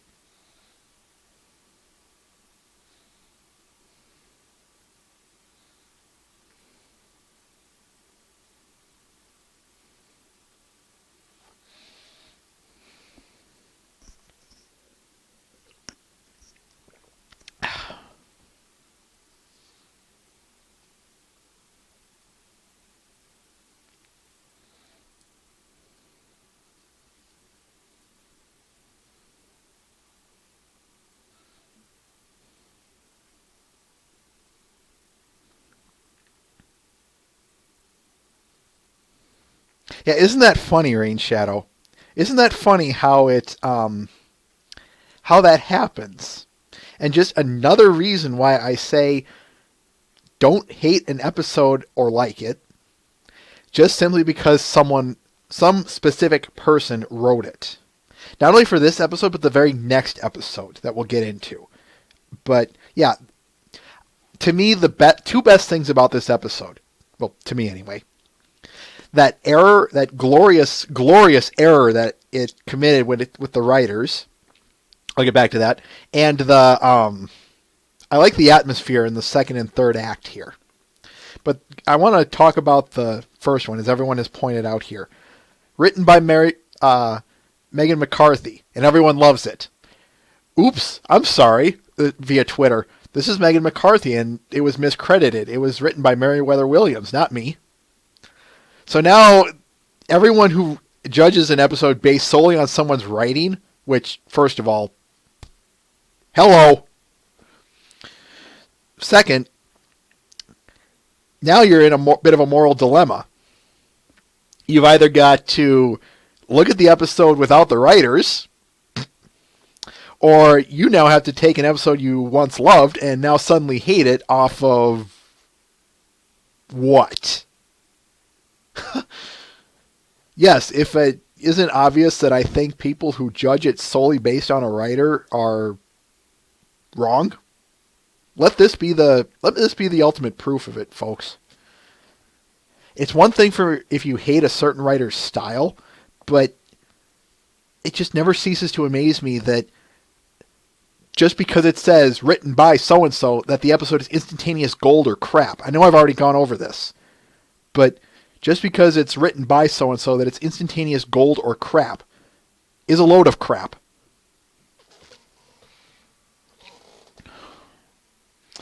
Been down that road before. Moving on. Now, what did I mean by that when it came to the writer, when it says written by so-and-so, that it's instantaneous gold or crap? Well, this leads into my next point on Rarity Takes Manhattan. Let's talk about this episode, folks. To me, this one follows the very same, I'll say, dilemma, for lack of better terms. Written by Dave Polsky. So you've got either two options here, folks. You can either hate this episode solely based on the fact that it was written by Dave Polsky, or you can like this episode because it is irrelevant who wrote it, and you can like it for its qualities. And obviously you can hate it because sans Dave Polsky, but you get what I mean.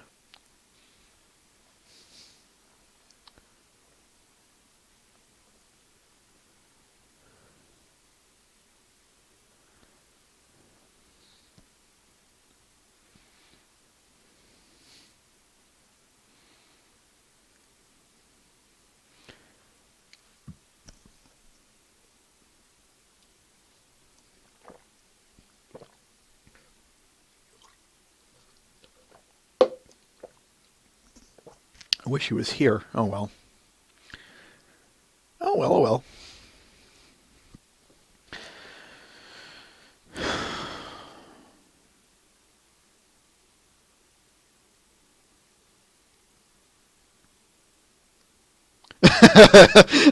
I love that. If you watch this backwards, Mr. Ben, that's funny.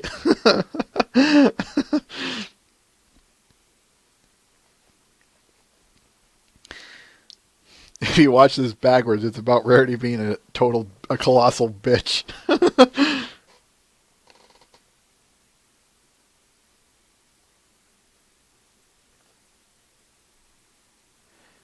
We'll kind of get back to him as we keep going on, Matt the Shadow Man, when we actually get to season 4 proper.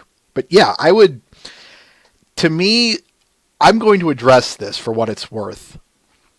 The sole fact that this episode is universally, I say that with the obvious almost, universally beloved by everyone, says something.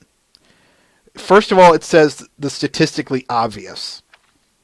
Just as there are, and I discussed this with Twilight is Magic after the show, just as there are episodes that are near universally despised, can there also not exist episodes that are near universally loved?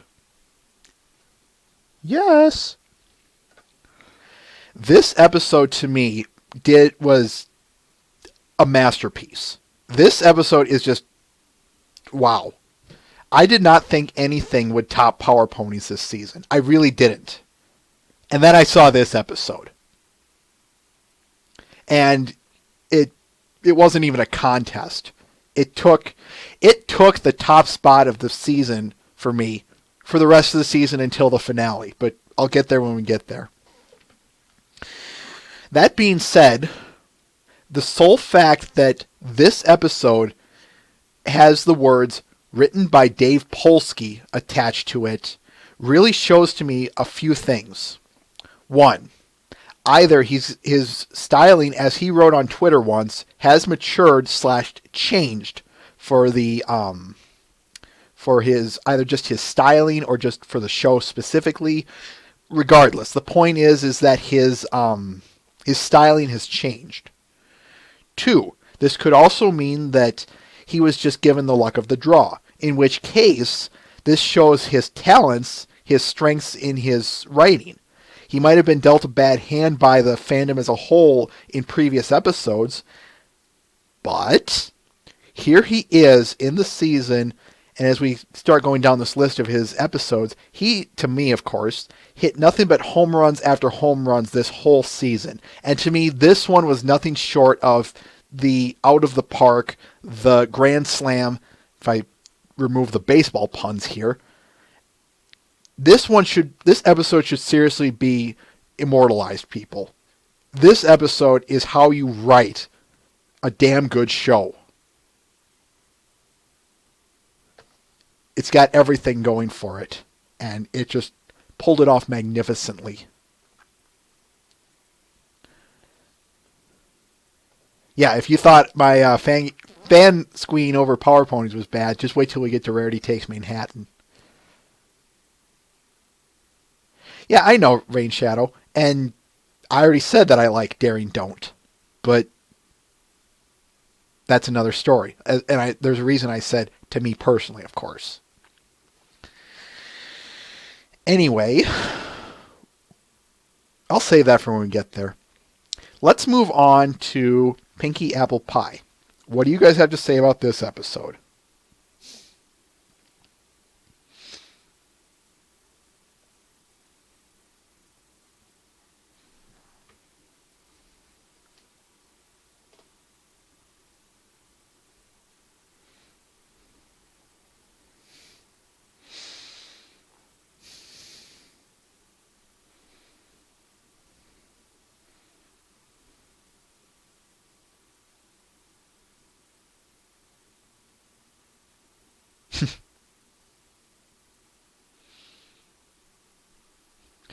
I'll save that for between us, Matt, but I agree with you. let's just leave it at that for now. I know Rain Shadow, and I'm just pointing out what I said. Pinkamena Diane apple pie.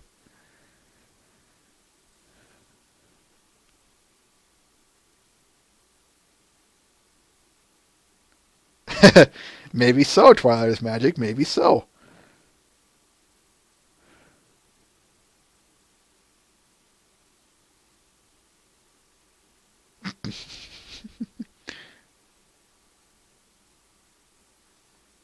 Pinky apple pie, Consolin.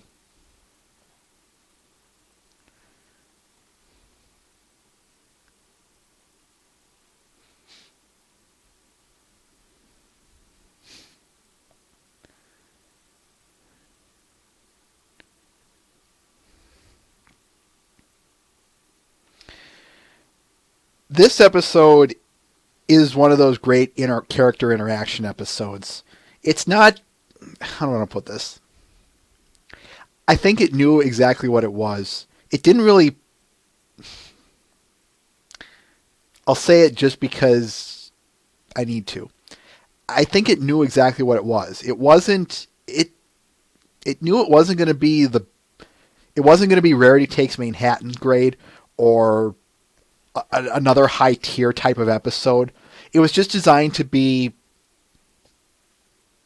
just a good story. And to me, the best part about it was seeing AJ and Pinky interact, among the others, of course. But that was the fun part, was seeing all these character interactions. They actually made a good story out of a road trip. One other thing I want to say, I think they hit the whole road trip or caravan RV type of thing spot on. As Bill Engvall once put beautifully, RV, the vehicle, does not stand for recreational vehicle.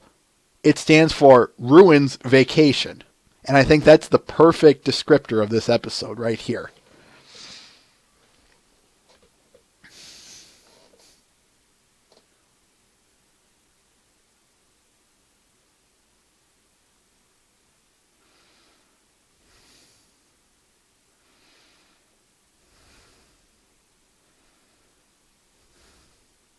Mm-hmm.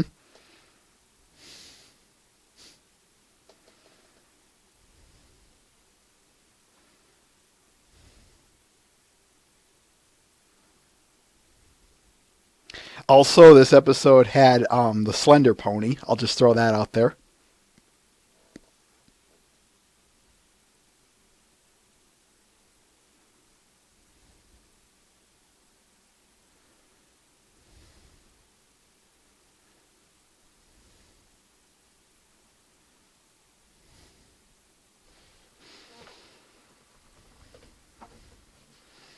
Okay, I didn't know if you guys did, so I will. I just thought I'd throw that out there.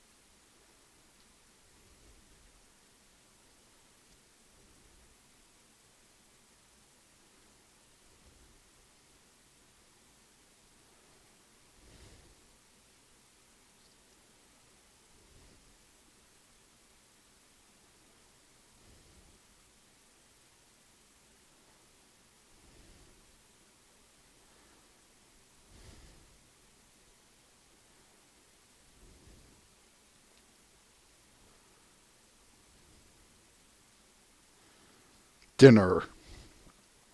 Because I have to.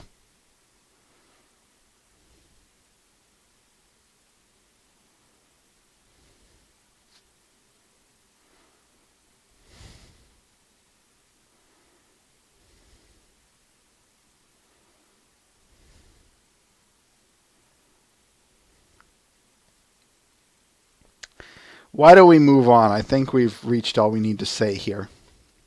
All right, Rainbow Falls. Let's talk about that one. Rainbow Falls.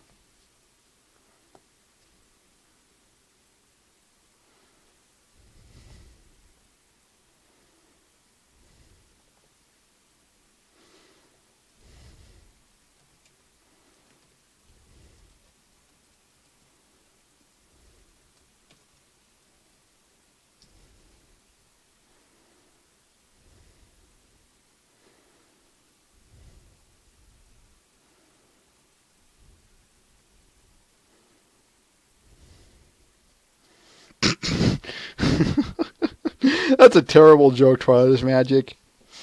Out!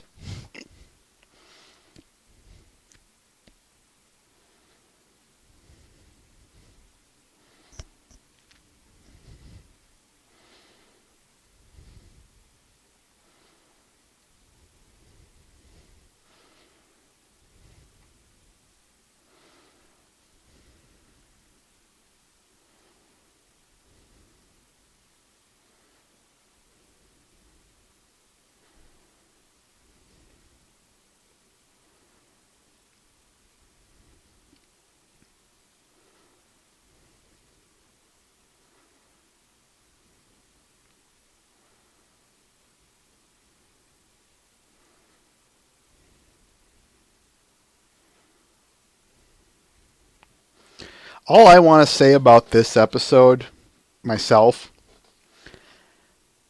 I think this episode gave me personally, and not that I used it, just I'm glad this show acknowledged that it acknowledged something. When Twilight says to Rainbow in the hospital, you know, choosing not to decide is not much of a decision at all.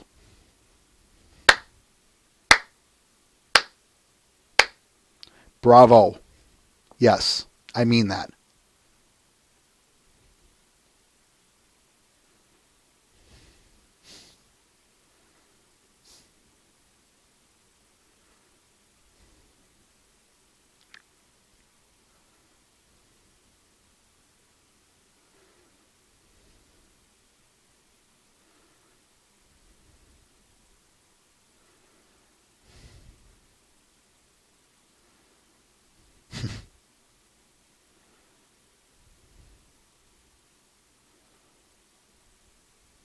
That's actually a good point, Twilight is Magic.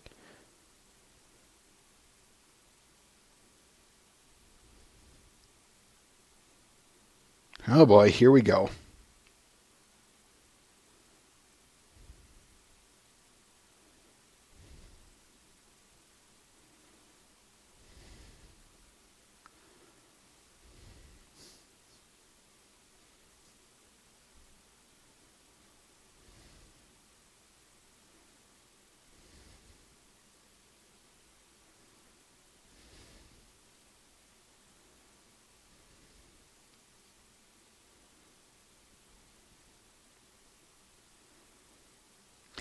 As I've said, I said it to Matt. Matt and I have discussed this off screen, folks, and I hate to bring up. I hate to bring up the fact that we've talked about this, but the fact that he already mentioned it, I'll do that. I hate to, before I go on, I hate to bring up private conversations I've had with others because, at least to name them, to name the person specifically, because that's private. It should be kept to us. That being said, something I do want to point out, and it's what Twilight is Magic said. People expect the Wonderbolts to be nice and heroic, and then they're shown to be corrupt. I'm going to expand on that a little bit. Tell me, anyone in real life know of anyone who served in the military? Are they all nice, good people?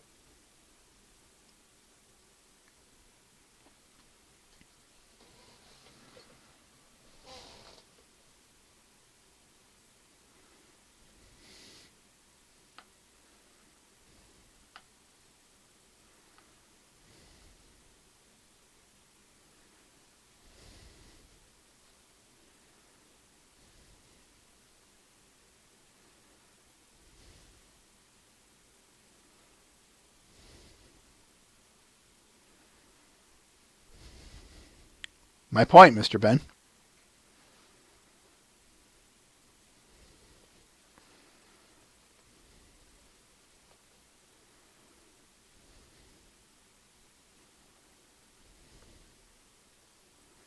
Never mind the fact that we've seen her perform in front of others before in previous episodes.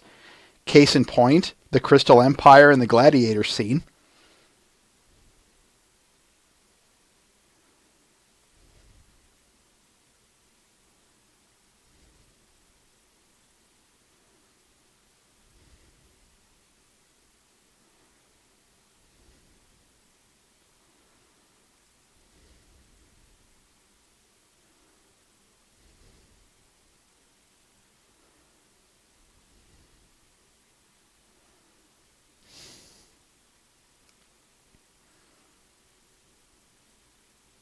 Right there, Rain. Perfect.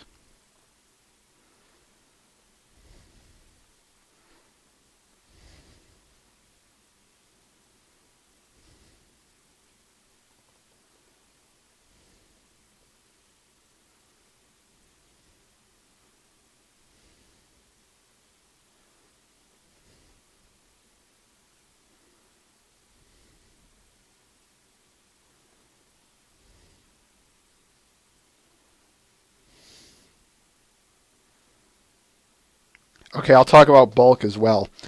And this is kind of what Mr. Ben is going off of, but I'll say this right now. Exactly as he's saying right there.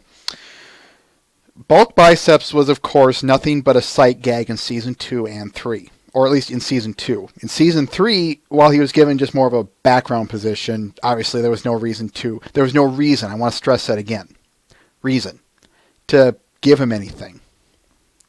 That being said, now in Season 4, we can actually utilize this guy. We can give him a personality and a character itself. In this case, a extremely muscular pony with very tiny wings.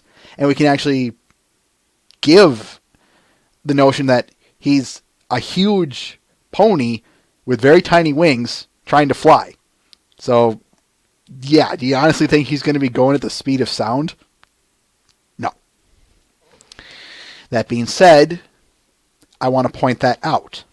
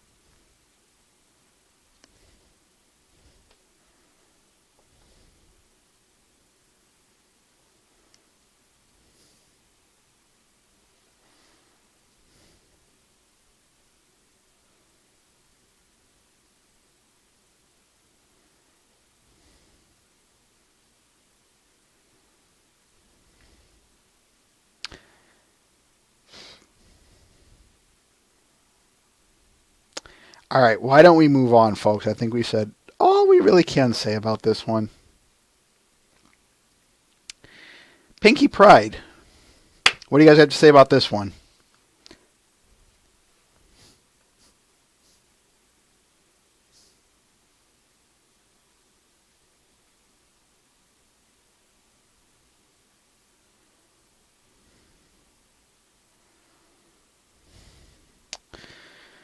Gonna have a lot of fun when we get to Rainbow Falls when we actually get to it. Peachy. Anyway, Pinky Pride. Let's talk about Pinky Pride.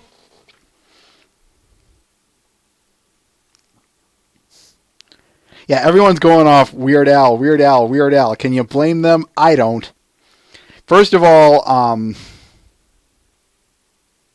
Yes, I am a huge Weird Al fan. I've been a fan of his work for as long as I can remember.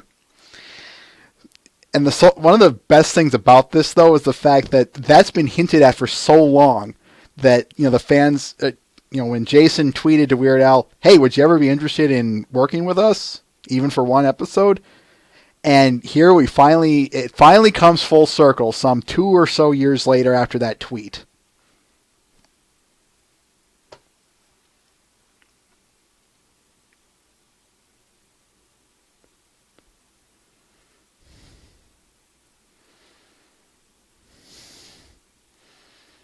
Ben-Hur.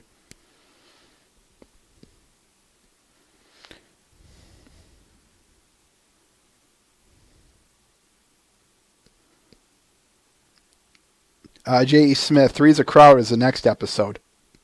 I might have gotten him backwards. I do apologize for that. But yeah, Three's a Crowd is next. But let's just focus on Pinky Pride for now.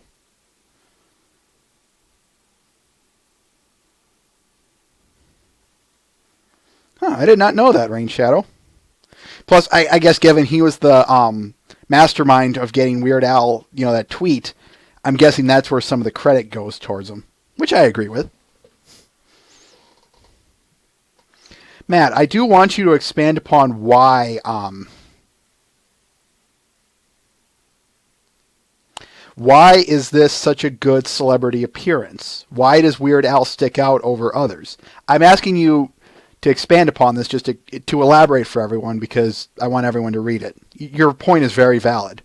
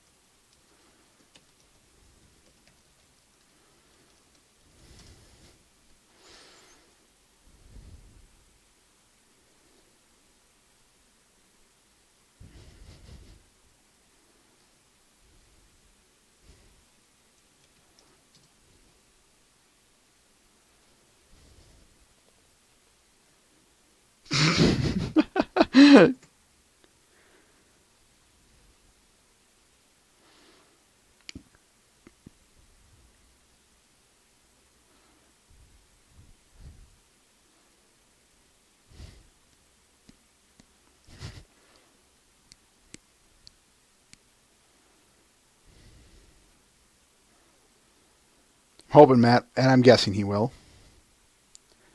I'm just waiting on Matt to type out his reason. I think it might have already been hit by Twilight is Magic, but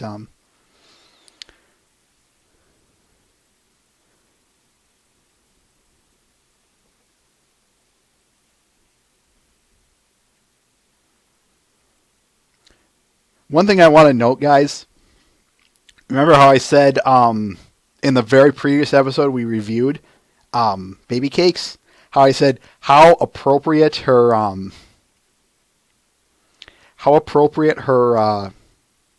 that episode showed just how proud she is. How appropriate still that this episode is titled Pinky Pride.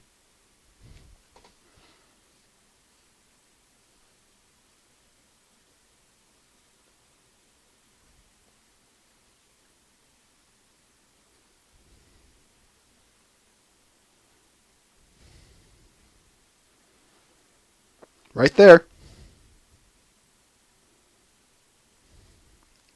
Thank you for that, Matt. That is one of those saying what needs to be said things, and I agree. He's not. I don't need to elaborate on it. I'm sorry.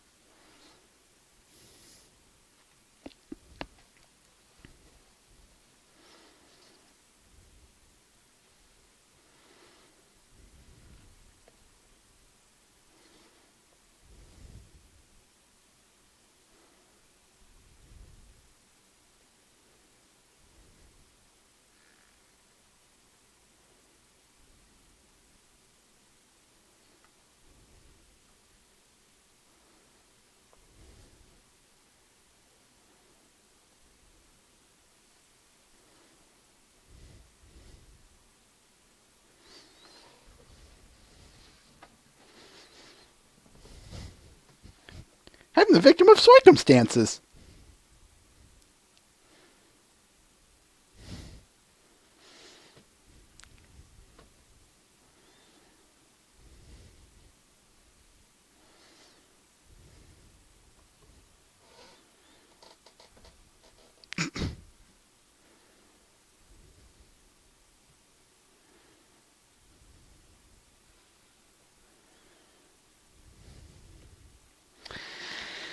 All right, I think we've all thoroughly squealed over Weird Al here, so why don't we move on, folks? Three's a Crowd. What do you guys have to say about Three's a Crowd?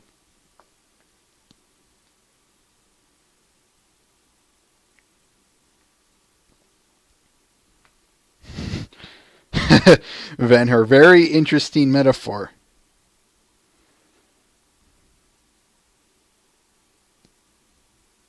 That's a good question, Matt. I'll answer it.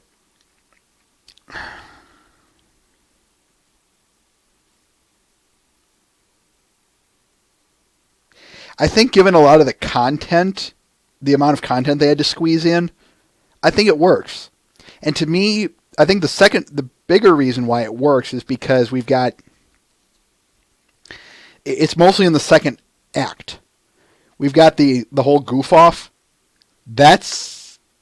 How do you keep that going without a song? Pretty hard to do. So yes, I do think this one works a lot better than MMC. But yes, Three's a Crowd.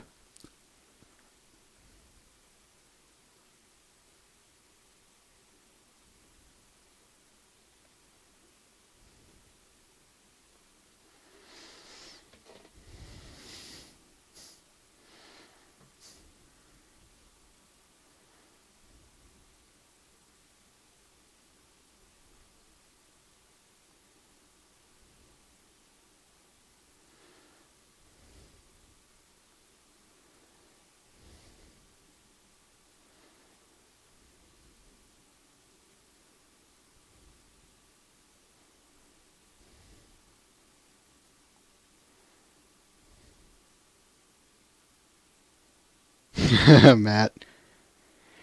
This episode is right up there with Power Ponies for me. When we get to the end of things, to the season 4 wrap up, this episode and Power Ponies are going to be neck and neck. I haven't decided yet if they're going to be where they are in the order. I know. Let me back up here.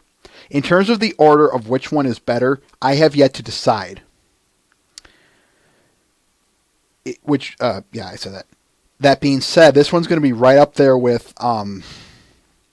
It's going to be right up there in my top 5. And Thunderbolt, I'm curious, why is this episode forgettable?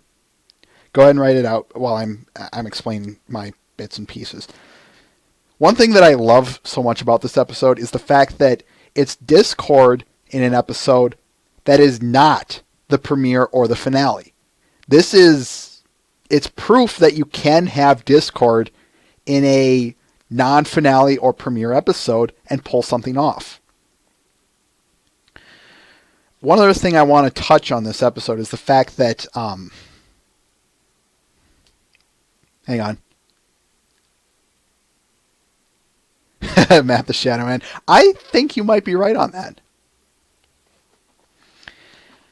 Another thing that I love about this episode, why is Princess Cadence in there? And I'm not asking that as a mean way. I mean that because, first of all, she's my favorite of all the princesses. Yes. Second, I don't really think there was much of a... I hesitate to say there wasn't much of a reason, but in the sense of... she was unexpected. I think that's the way I should word it. She was unexpected in terms of using. But hallelujah to that. I say, yes, yes, yes.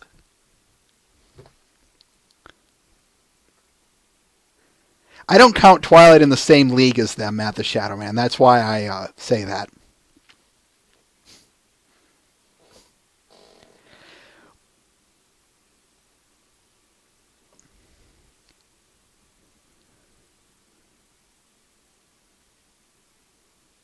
And yes, the fact that we went with that finale of that episode is awesome. We've got Twilight and Cadence fighting a gigantic Tatzel worm. How can you hate that? How can you hate that?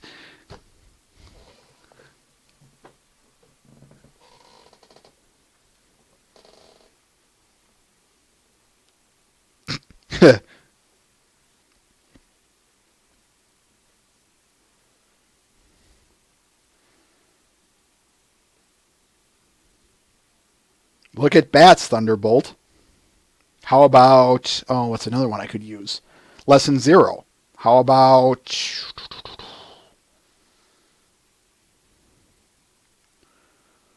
Oh. Shoot, I could probably use the Season 2 finale. All of them have about that same problem you're describing, but... Do any one of them that you hate?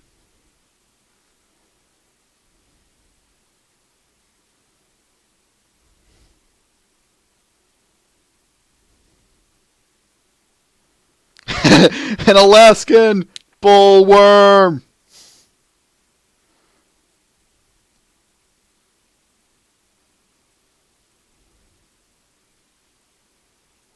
It's big, scary, and pink. So is Patrick's belly button, but I ain't afraid of that either.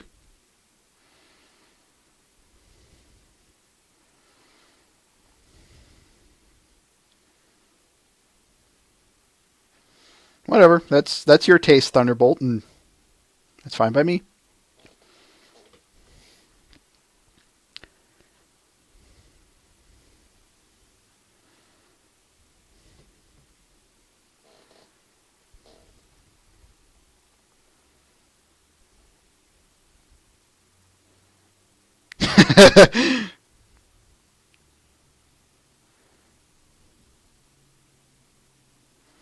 All right, we've got one more to wrap up, and then we're going to wrap this episode up. We really need to.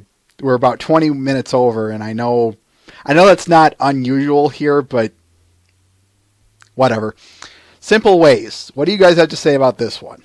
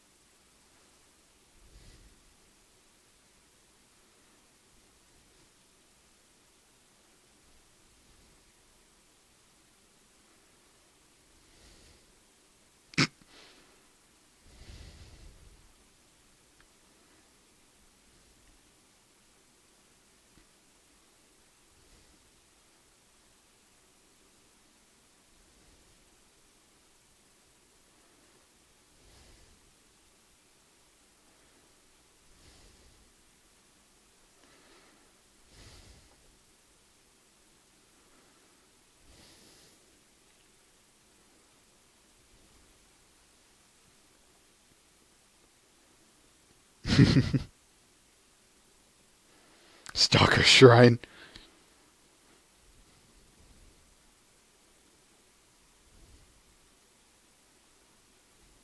I feel if I say that, that's going to ruin everything.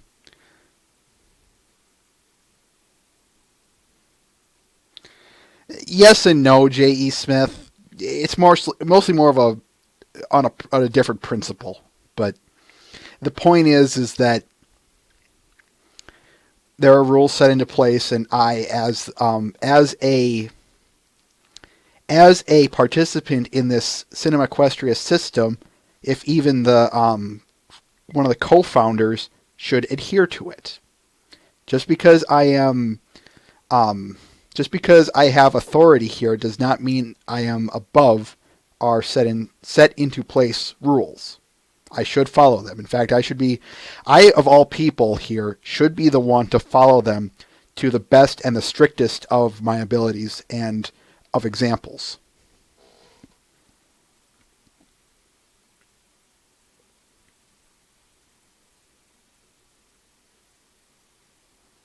Yeah, I am actually somewhat aware of that, Matt the Shadow Man. It's interesting. I do want to point Well, no, I'll say that for when we get there, because I'll probably be in an angry mood by the time we get there, at some point anyway. But what I do want to say about this is, what do I want to say about this one? I fear what I say is just going to give a lot of stuff away. I give the core of it away. That's what I'm trying to say. I think what I can say is I'm surprised that not a ton of people were as upset as I was expecting over Trenderhoof. I'm not joking about that. I was a little surprised. I'll say that. I was a little surprised that Trenderhoof was not so despised as he could have been.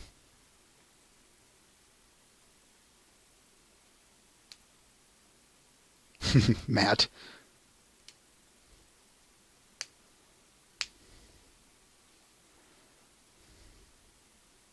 Twilight is magic. Yeah, he didn't bother me either, but kind of read between the lines here if you catch my drift, guys. And yes, I know why. Just work with me here for a minute.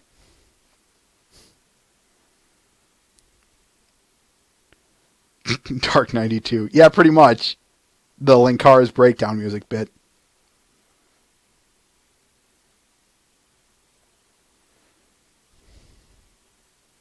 Ven-Hur.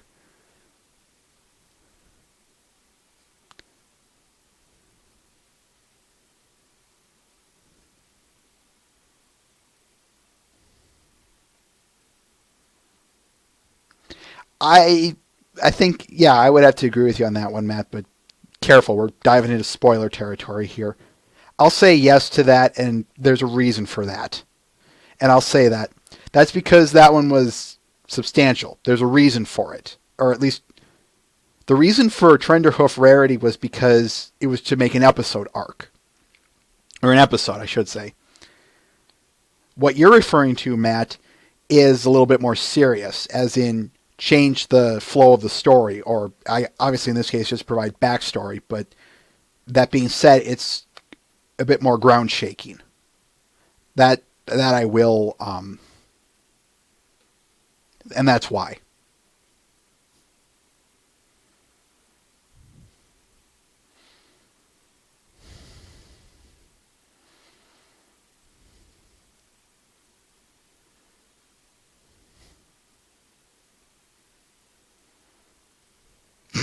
Yeah, Twilight is magic. No kidding.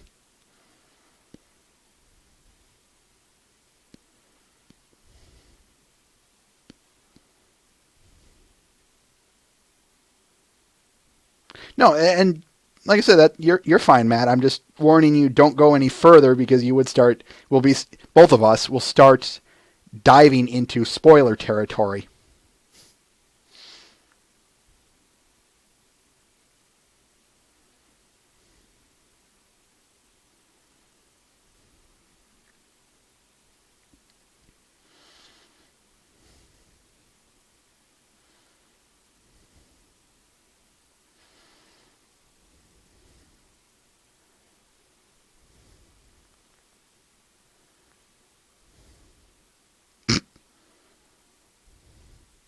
That ain't saying much, though, Dark 92 Enigma.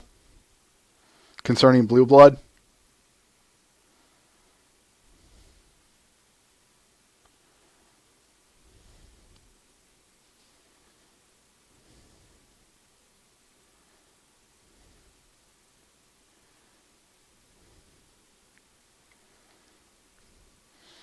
Okay, I think we've let's wrap it up here because I think we're done. I don't think there's really much left to say here.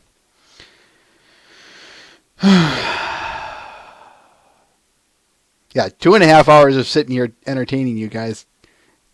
I like it. I seriously still think I have the best job in the world doing this. That being said, it does wear you out sometimes. Let no one tell you otherwise. You're hearing it straight from the horse's mouth. No pun. This is the best job in the world. And if I could get paid for this, I would.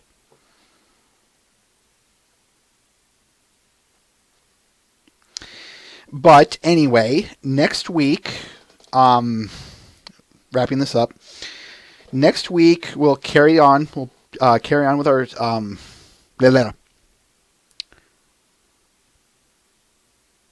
obviously there's a lot of things to talk about there, Mr. Ben, but don't worry, I'm not getting paid. Where was I? Oh yeah.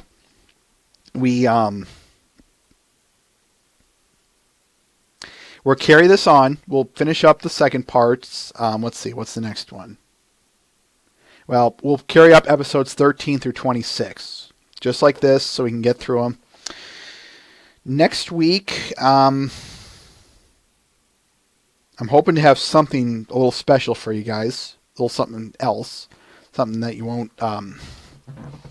something you might not see coming. But anyway, I'll say that for next week. Remind me to hit some of these points that... like in Power Ponies. Remind me of those if you can, obviously.